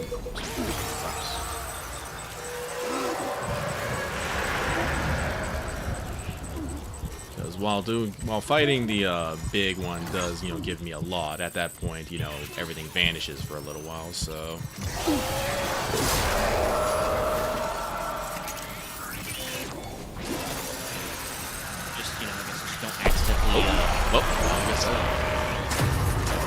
Baby got me.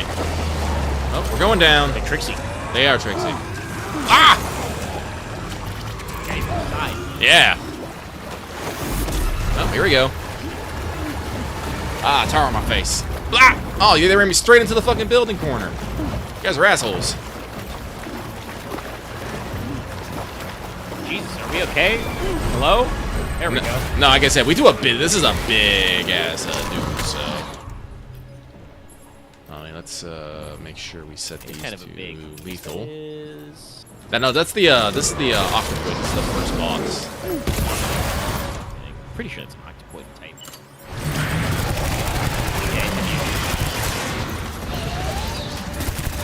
Delphinus and the octopoid are similar, but they're a little different.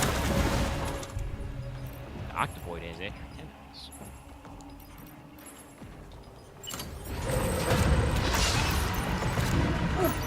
Stop that. No, none effect.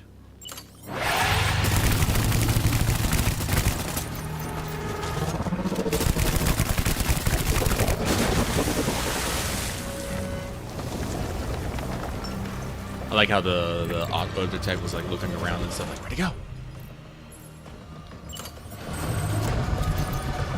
Surprise!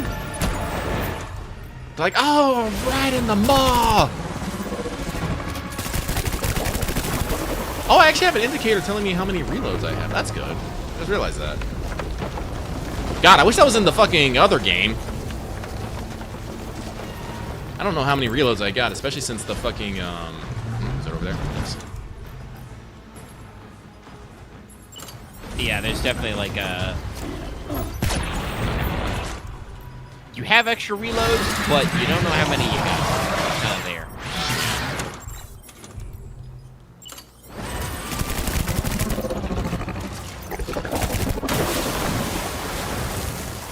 Let's just use Corellian bullets. Nah, we only got one left. Fuck it.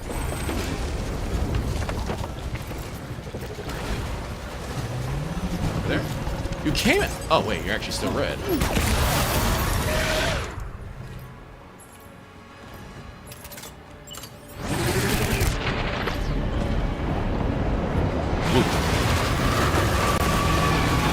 Give me your crystals.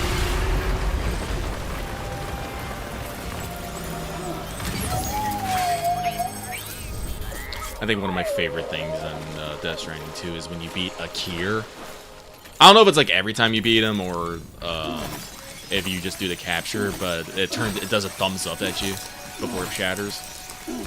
Shit like that gives me joy. There's also sometimes the crystals that form are like, you know, you've got the big clusters of hands. I've seen at least some Chiralium crystal hands which are in a thumbs up shape. Oh yeah, no, I actually took a screenshot of one of those. It gives me joy. All right, but yeah, no. Yeah, that was like over 1,000 right there. Good crystals. Grab these two. Well, if I actually wanted to keep on with the combat, I could go... You know what, I will. I'm going to go also fight the giant BT in the ruins of... whatever that place is. I can't remember its name. I haven't played this game in weeks.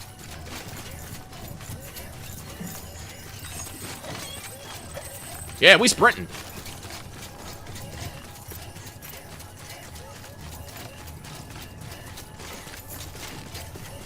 Yeah, so we'll go beat up the BT over in the crater. And then we'll hit the Craftsman for his shit. Hit the way station for their shit. Go to the first prepper. Maybe we can drop off some things for the Mountaineer and Spiritualist along the way. Yay.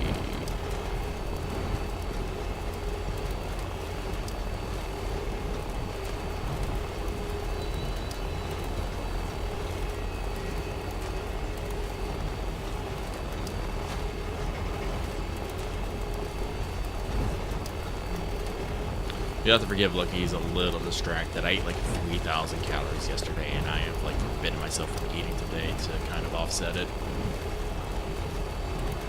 So I got a little of the rumblies. So the kids call it intermittent fasting. Yep.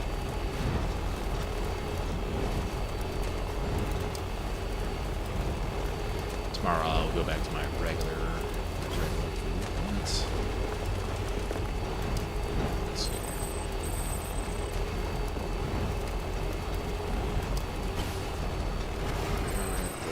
Y junction, I guess.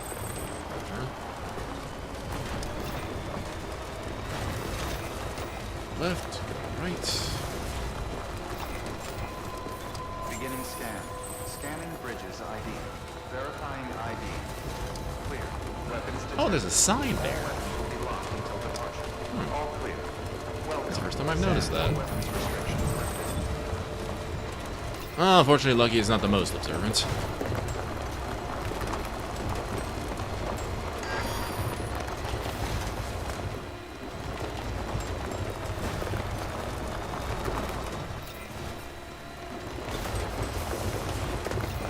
Oh, it's way in the back. Okay, interesting. Okay, fine.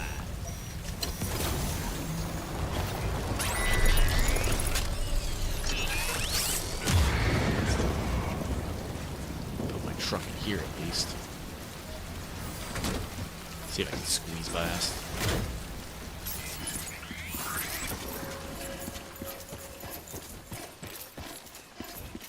I'll take another one of those, thank you.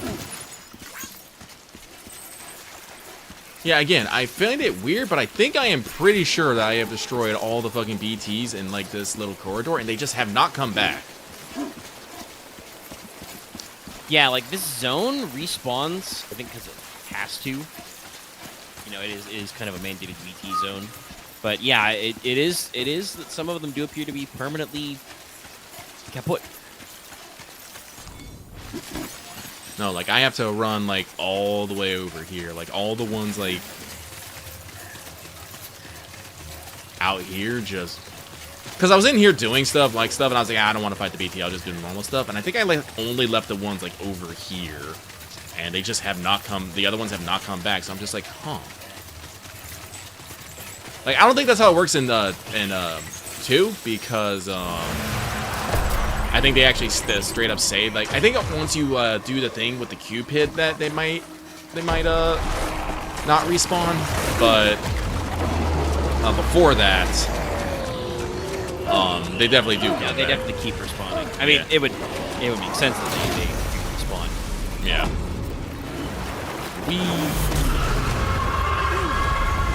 Gave the reason for most things. It's a Delphi. Hey, Delphinus.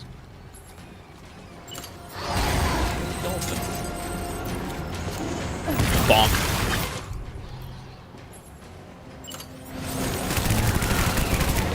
Delphinus, also known as the Dolphin, small constellation in the northern central hemisphere. Known for the kite-like shape.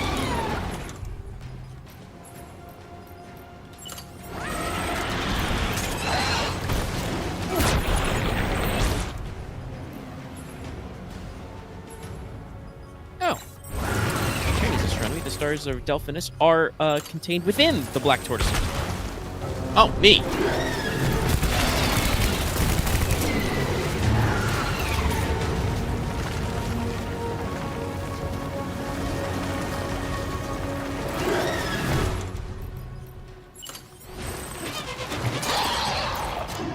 None of that.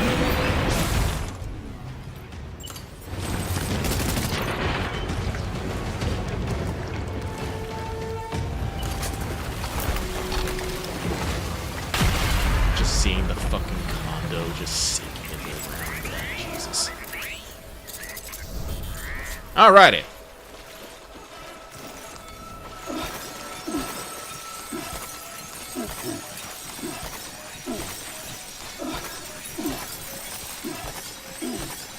Just getting covered in chiralium. Alright. It's a couple BTs. Yeah, let's, drink some Bridges energy drink. Alright, let's get out of here. Head up to Craftsman for the first prepper and the way station for...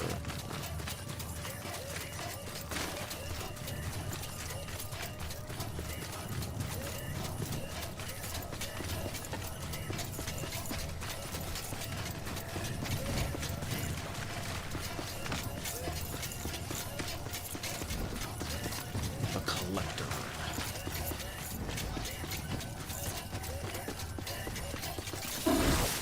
Punch my van for luck. Oh, actually, no. What I should do is I should go do Final Fantasy 14 because we reset tonight. It's true. I should run the Alliance route once more. I'm too tired. It is what it is. The Lions Rain ain't going anywhere. I mean, and also, this is the thing I realized is, like, we're in that phase in the middle of the patch cycle where, like, technically some stuff is just side grades. Yeah. Like, the reason why I didn't pick up anything is because I did get a Dragoon chest piece drop when we did the Alliance raid the first time, but it's literally the same eye level and stats as the Tombstone chest piece I already own for Dragoon, so it's, like, not that big of a deal. Like, I should probably run it as, like, a different class, but I don't even know then, because, like, I've got, like, almost full, fucking, like, whatchamacallit, like, raid gear.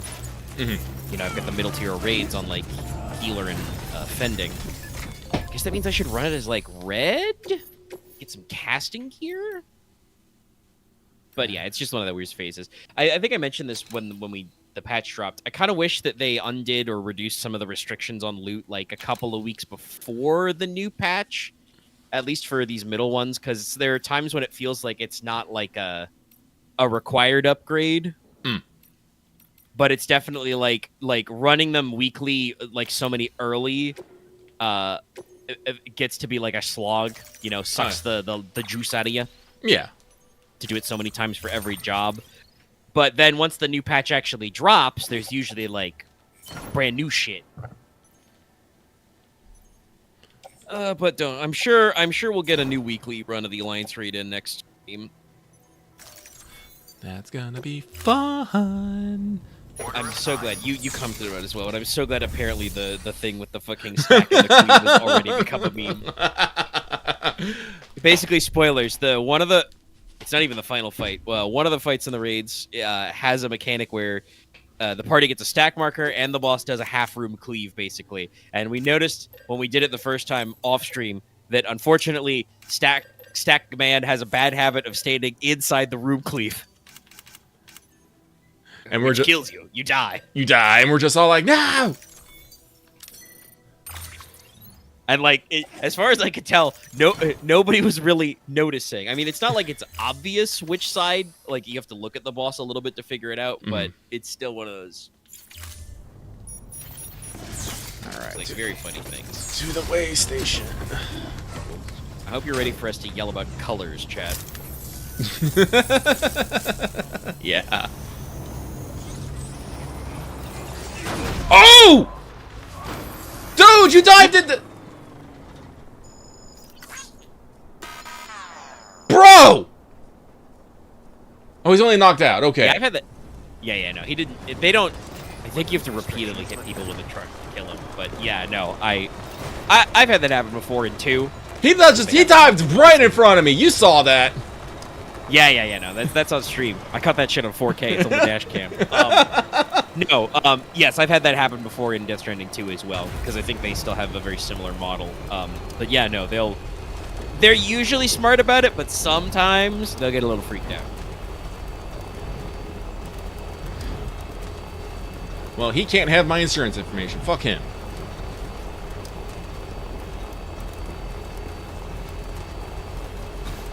I do like how you can see the way station, like, sat radar. I think that's like a radar ball. Just over here. Yeah, I think it's a radome. I don't actually know the exact physics reasons why, but radars are usually conical or spherical or domes.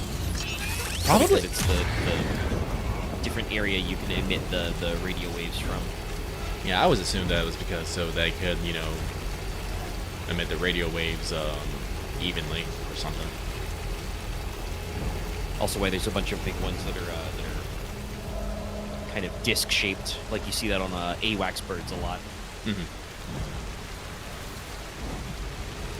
I think you still technically call it a radome, but it's, you know, it's not a very pretty dome. It's more of a disc. Technically, I think they call the if I remember from Metal Gear Solid, they called Rex a radome, even though it is not completely dome shaped, even in HD. Rex's was interesting because it was it wasn't like was it? I can never remember. No, it's kind of like a flattened circle. Yeah, no, because a lot of times dome. Like, a lot of times when you see, like, radar dishes or stuff, they're definitely... I can't remember if it's concave or convex. I think it's cave, where it's, like, you know, it's inward. I can't remember. Yeah, I think cave is in. Yeah. Vex is out. But, no, Rex's was actually, you know, while it was still, like, circular, it was very much, you know, flat, like, it was flat. I like the design. Honestly, Yoshi Shikawa's designs, I fucking love them. They're amazing every time. Does that man have art books? I'll buy them. I'm pretty sure he does, yeah, because he's just like a... obviously worked with Kojima a lot, but he's just like straight up like a character and mechanical designer. I should see if he has art books. Verifying ID. Sure he does. Clear. I've seen some people Weapons post some... At the very least, there are art books for like Metal Gear and stuff. Yeah, no, I actually, if I remember correctly, there is... Ooh, I should ask for that for my birthday. I think there is, like, something called, like, the art of, like, Death Stranding and stuff. I should see about getting that. Maybe I'll get that for my birthday. Yeah. I should see if, like, there's, like, But yeah, like Shinkawa's got a very strong strong sensibility for not just character design but mech design that you see a lot, and I like it. You know, you can tell. Basically, if you're wondering, like, look at basically the way Cyborg Raiden in MGS4 looks, and how the Ghost Mechs in Death Stranding 2 look. Like, they've got a lot of similar, like, texture and shape lines, even if they're different colors, literally. Mm-hmm.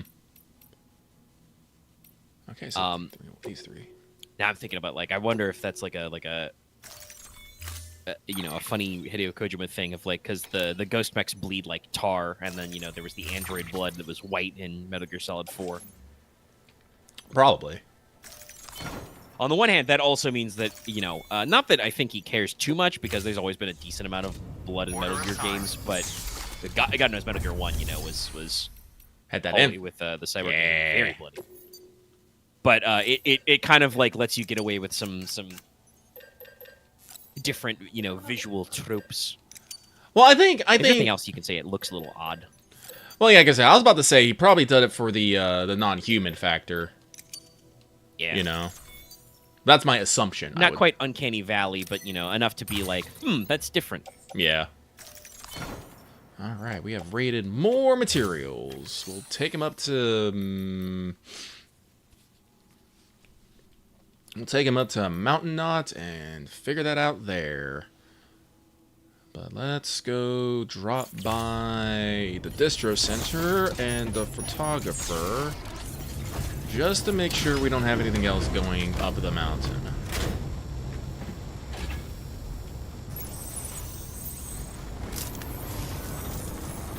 I'm very glad I put this fucking generator here.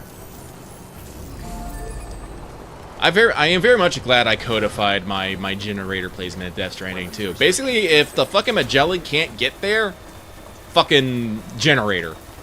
And it works so often. It's a pretty good one, yeah. Like I said, this is, I think, one of the reasons why I want to do the brutal offline run, because I want to. Because now that I've you know, I'm almost done with all the stars, I have like an estimation of how much fucking Chiral bandwidth I have, and I have like way more than I was expecting with. I could probably like, because it's always that thing of like I don't want to like, you know, start putting down things and run out of Chiral bandwidth. But now that I'm like at the end, I'm just like, huh. So if I start over, I won't feel like as fucking pressed to like not put down stuff, because I know I'm gonna have a fuck ton of bandwidth to work with as I go throughout the game. So that could be interesting. Like here. Yeah, no, we're almost done with the game. We have like, I almost want to say like 15k less right now with almost everyone done. Like in Death Stranding 2, like they're like in the 45k range, I think, around the end. I'm not entirely sure. I can't remember. Like I said, I'm still not done with everything, so there's still a little bit more to get.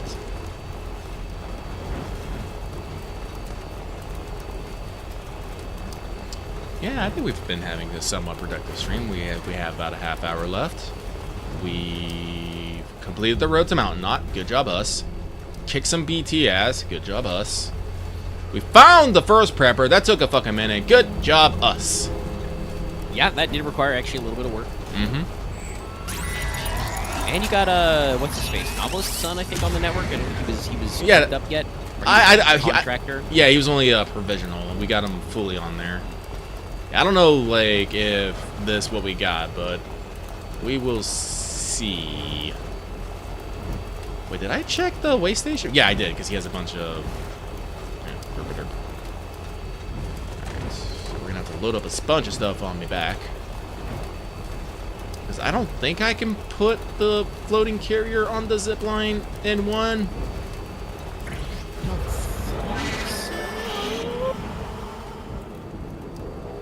Oh, I said I was gonna check the photographer. She had anything with her. That's right. Sorry, Johnny. I Is. lost focus. I yawned in your ear. I'm fighting it. I've stifled him for a while. I'm fighting mine now. Damn you! Oh god, what was it? I think people have said that people yawning together is shit. It got me. Focus. You used your brain to think about stuff. I did. You get distracted. I think it has been theorized that the yawning thing is not necessarily a defensive tactic, but it's one of those things that because you yawn to basically intake extra oxygen, so you may wake up a little to keep yourself alert. So it has been theorized that the yawning together syndrome is so that everyone increases their alertness level, as on the lookout for Verifying ID. predators and whatnot. Weapons detected. All weapons Yeah. will be locked until departure. All And I think it's something that's welcome, Sam Porter. pretty common to mammals. Because obviously, I'm sure most of you have seen a cat yawn, a dog yawn. I don't think they have the communal thing like humans do.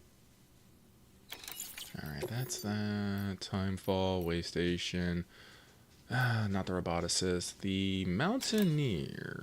Okay, we'll do that one. We haven't completed that one, so we can do that one. And we can also do that one. The doctor is time sensitive.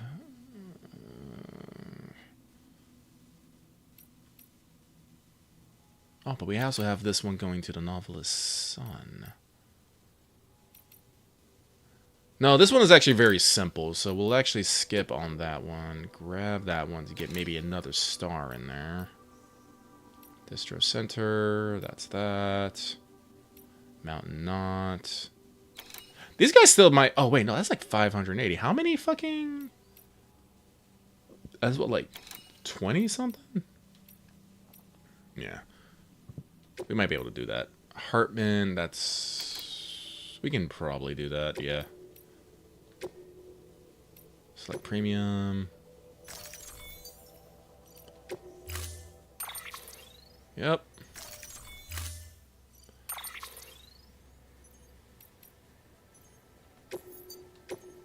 Let's switch to the purple truck.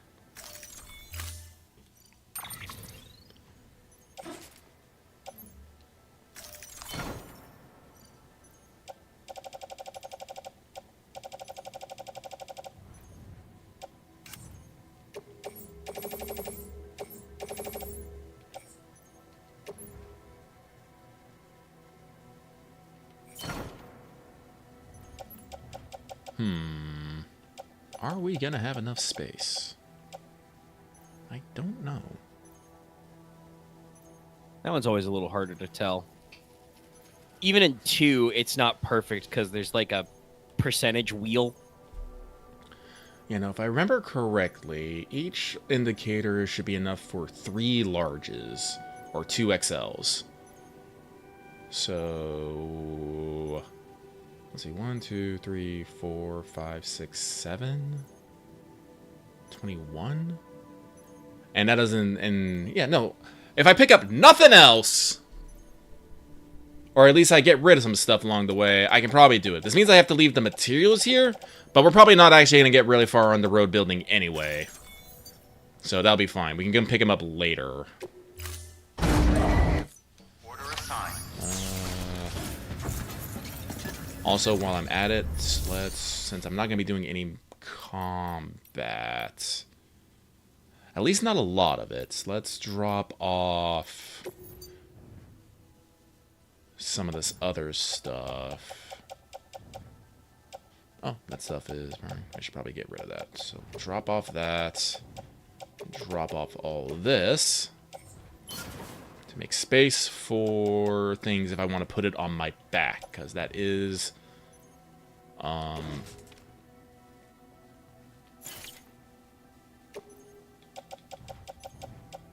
that is, space still I can use. Where did my... Oh, that's why. I only got 2 left. Fuck it. Let's carry on back.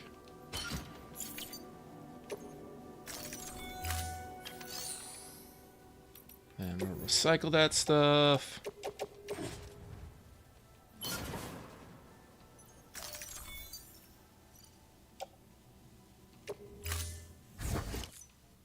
Yeah, I'm gonna have to come back down here anyway because I gotta grab more ceramics and shit. So yeah, we got plenty of metals and ceramics here, so we want to slurp those up as well. But let's wait. No, let me check my private locker. Do I still got? No, I don't. Well, I'm not gonna be fighting anything anyway. It's okay for right now. Okay. So let's go get some deliveries done. Double check the orders I got, though. Yeah, so that's the first prepper, Mountaineer, Spiritualist, first prepper, Mountaineer, Photographer, Spiritualist, Novelist, Mountain Knot. Oh, that's one I have to go pick those up. And Heart Medicine, or Hartman. Okay.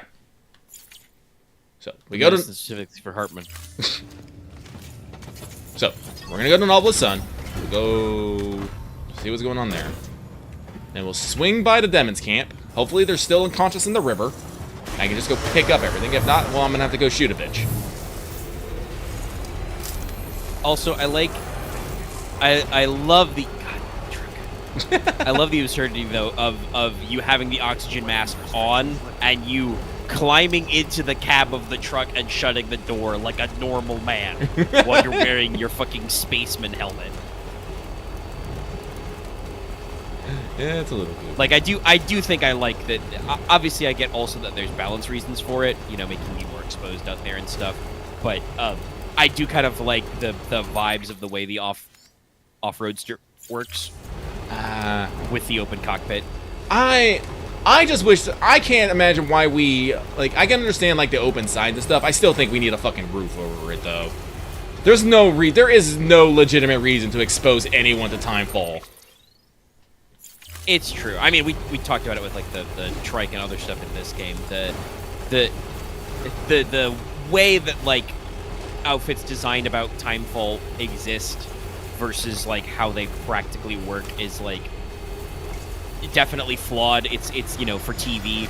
Like, the way Sam's hood's cool, he should be wearing a balaclava like all the other porters. Mm-hmm. Like a full face protector. Even like as silly as it is sometimes, like a Higgs style mask would also work, you know? Yeah, the full because, one. like, you know, if you're driving at highway speeds, even if it's not like full speed, like even if you're only going like 20 or 30 miles an hour, you're gonna get timefall in your face. Mm-hmm. And obviously, like, the truck cabin one protects against that, but, you know, it doesn't do shit on the tri-cruiser. It doesn't do it when you're fucking sprinting at, you know, cheetah speeds down the highway. I don't know. You could probably clock how fast Sam's supposed to be running with the boost skeleton, but it's fast. It's speedy. So, you know, God.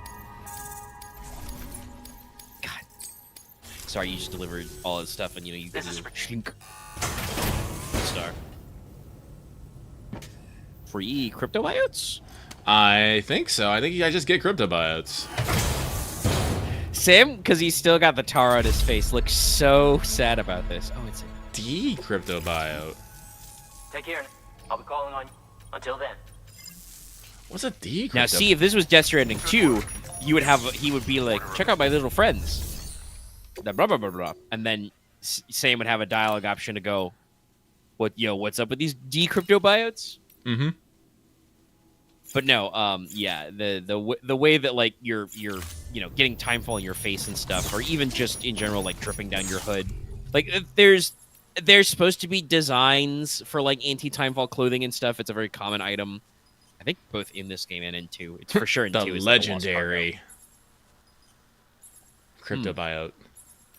I'm sorry, is that a diamond crypto buyout? Does it go along such the annals as, you know, D-Dog and D-Horse? Maybe.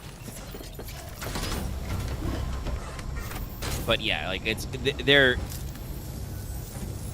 For practical reasons, there should probably be a roof on the off-roadster. Yeah, I'm not saying, like, it has to... We don't have to have an enclosed cabin because you're right, climbing in. But, like, when you climb in, like, you know, just kind of, like... Almost like a car canopy, I feel like, should come up and over a bit. Well, yeah, and we've like abused the camera to look vaguely inside this cabin before. There might be access to the back like cargo shelf from up front. For sure in the off-roadster there is. Like literally Sam's backpack like Slide. Sam like teleports it probably, but yeah, it has like a slot to slide back in there into the cargo shelf. So like you're already like getting a little bit of a recess when you climb in. So like totally you should be able to like put just a slight overhang and recess your head, you know, down so it's not immediately under timefall. Like I said, I'm pretty sure that they redesigned the truck slightly so that like it's an actual risk to use, because like in 1, the only real risk is that like they catch you with like an electric weapon. Yeah. God, it's a lot of poison gas. It's there's a fuck ton of poison gas being delivered. But like, so that, you know, you're basically invincible. I mean, you're not invincible because the truck takes damage, obviously, which you can supplement. Whereas in 2, you're exposed in the cab so that, you know, bullet men can shoot you from the front. Yeah. Bulletmen can get you, hacking.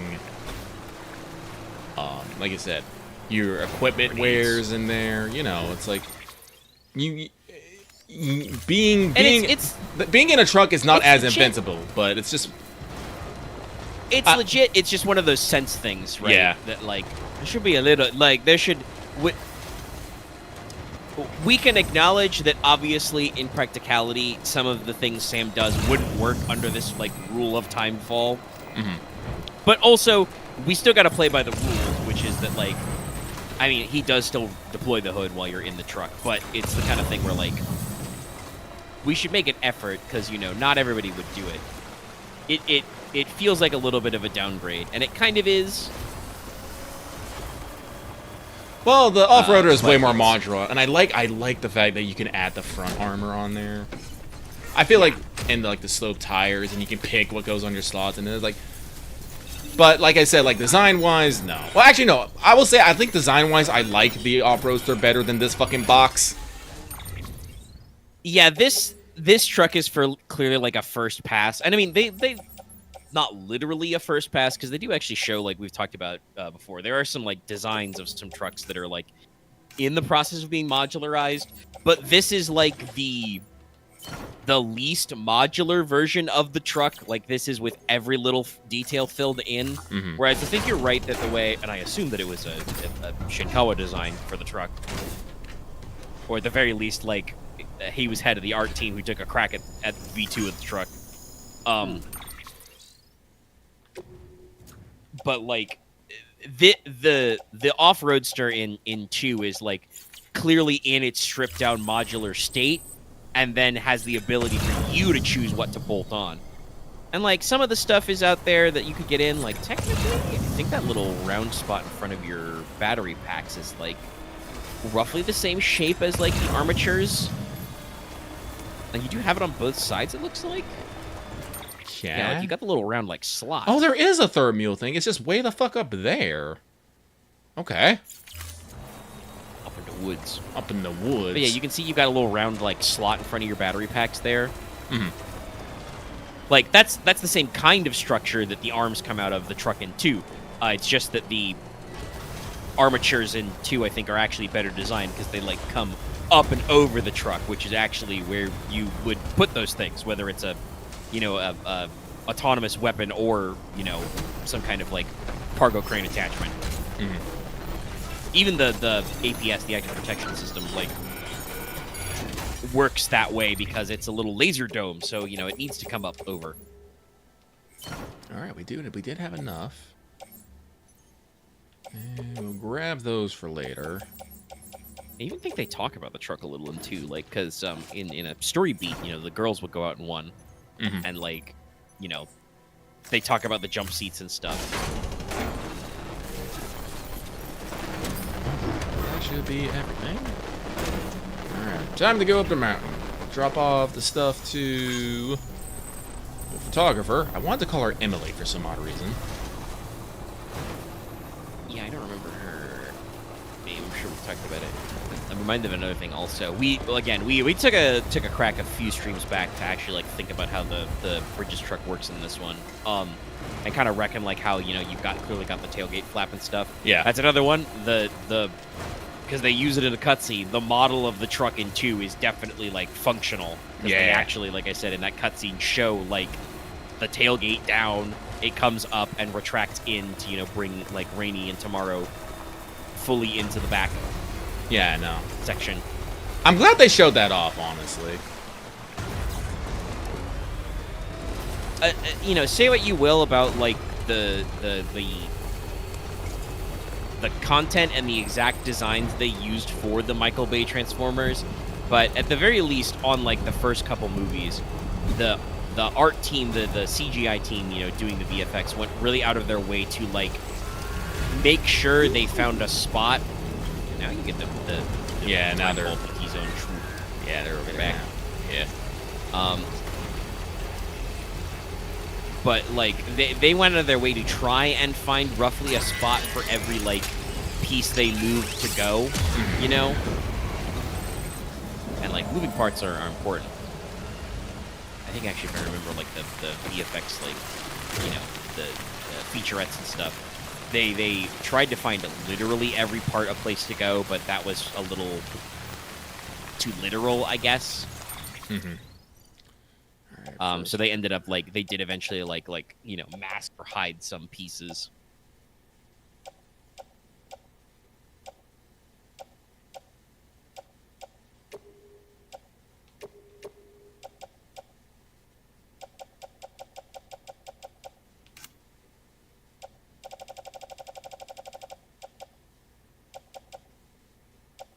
Yeah, I'm gonna have to make multiple trips, I think, but that's okay.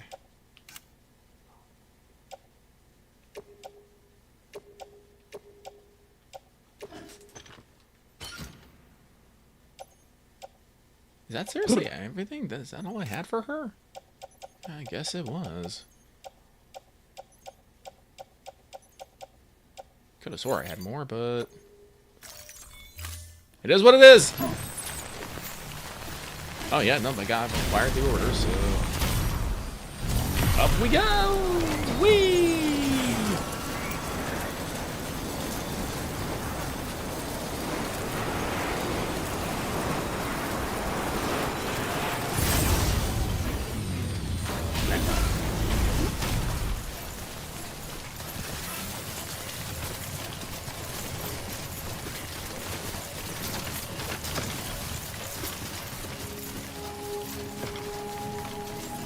Beginning scan. Scanning bridges. Verifying ID. Clear. Weapons detected. All weapons will be locked. Idaho! Cargo verified. Thank you.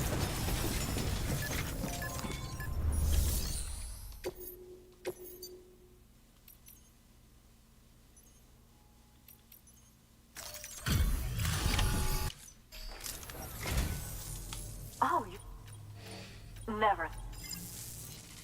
I do my best.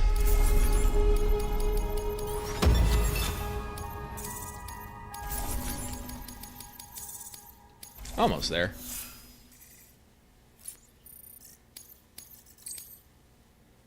I think the only one left on my star thing is I need to get more delivery time. Been kind of avoiding those.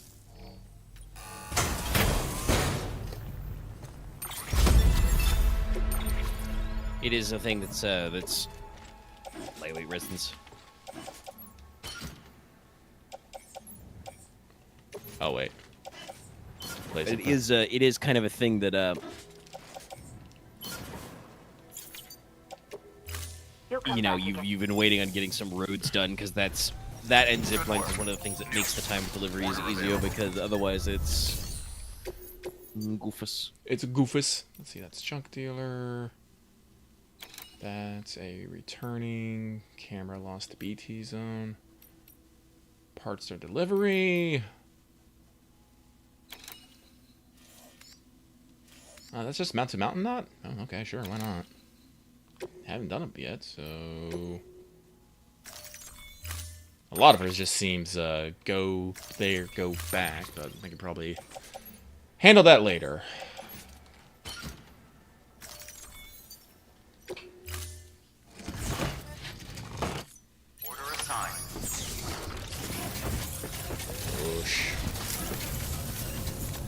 Go get him, Sam.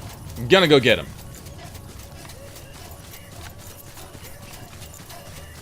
Weapons restrictions lifted. So we go to Mountain Knot, and then we'll load up things accordingly. I don't know the exact distance for losing cargo, but we can play around with it.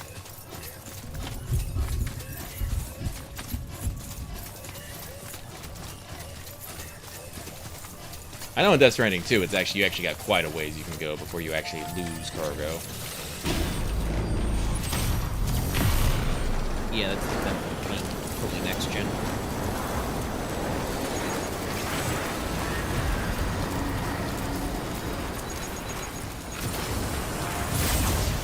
Actually, no, we'll play it safe. We'll drop it off in the private locker where it will not vanish mysteriously.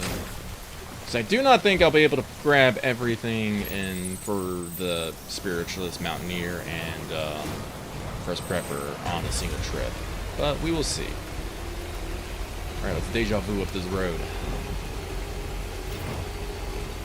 I will not actually try drifting, and that's how we send this fucking truck off the twink.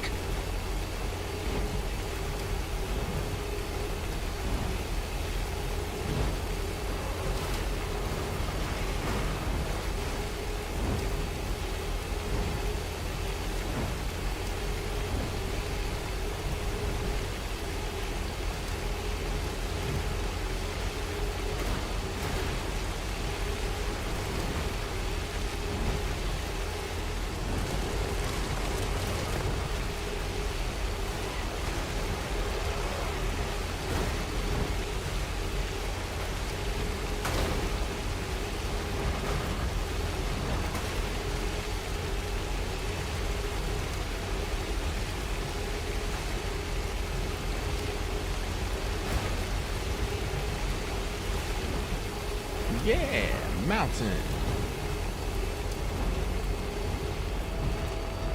It big and it cold.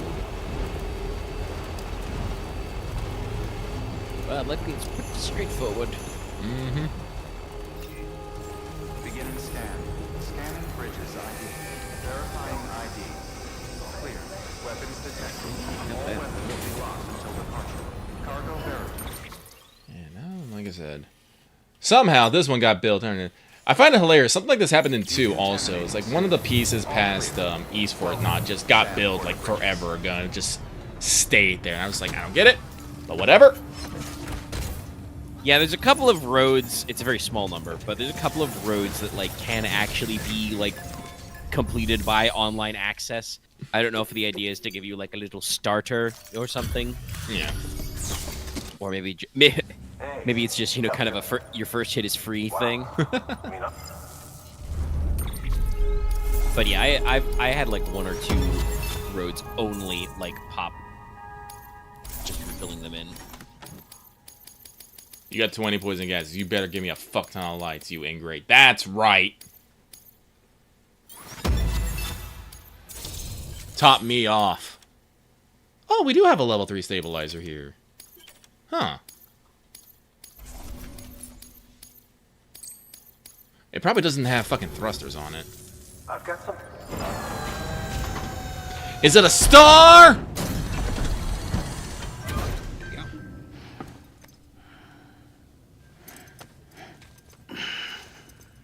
Woo! Look at that. Thanks. You're in. Good work. New. Order available. Please access delivery. Alright, so first things first, we are going to garage and store the truck. I'll put everything in the... Yeah, I know. So then we're going to go to private locker. That's all for the first prepper, but we're not going to go there first. We're going to grab Mountaineer, Spiritualist. It's all medication for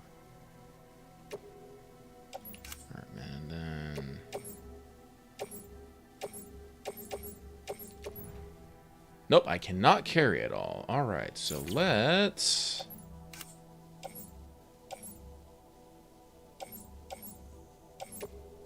put that. So let's cut out the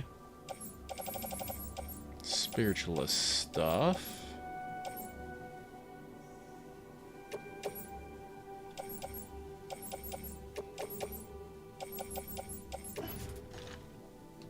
There we go.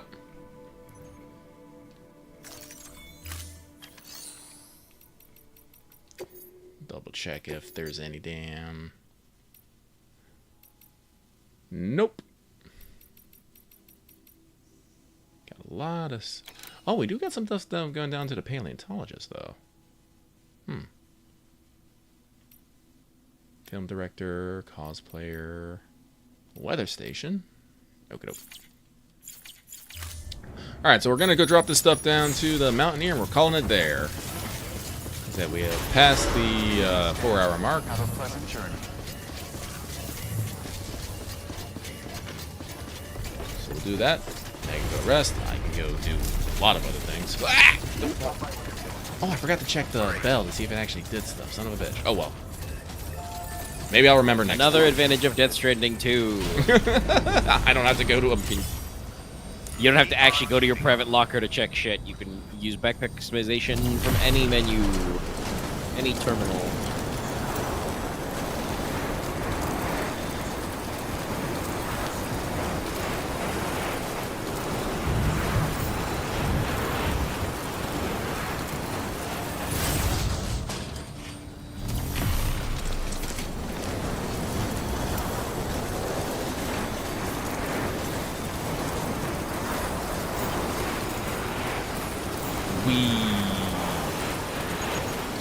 Zipline network saves my time.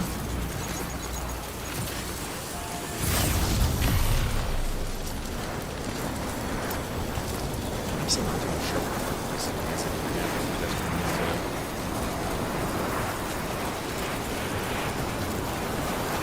I guess I can make one from like the Disco Center to the mask. To the Phantom Smith to the. I don't know, just... You probably can, especially because we've talked about you have a lot more cryo benefit too. You probably can run a zipline network that just straight up goes from, like, the end of the bridge at Terminal, like, all the way just over the mountain, you know, vertically, northwise. Yeah. Again, don't know if you need to do that, but It can be funny. It's just one of those things I've been thinking about.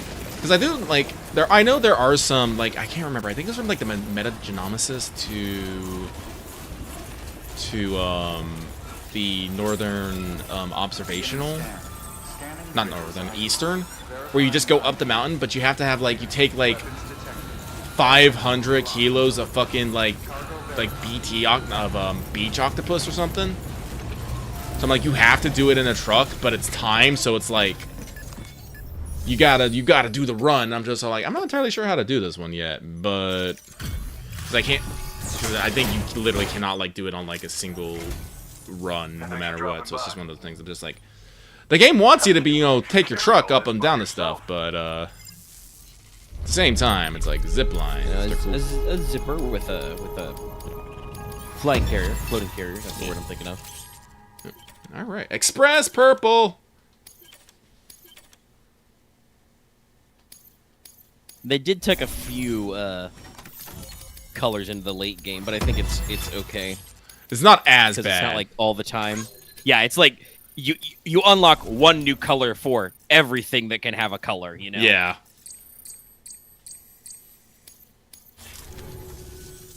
By the way, It's a star.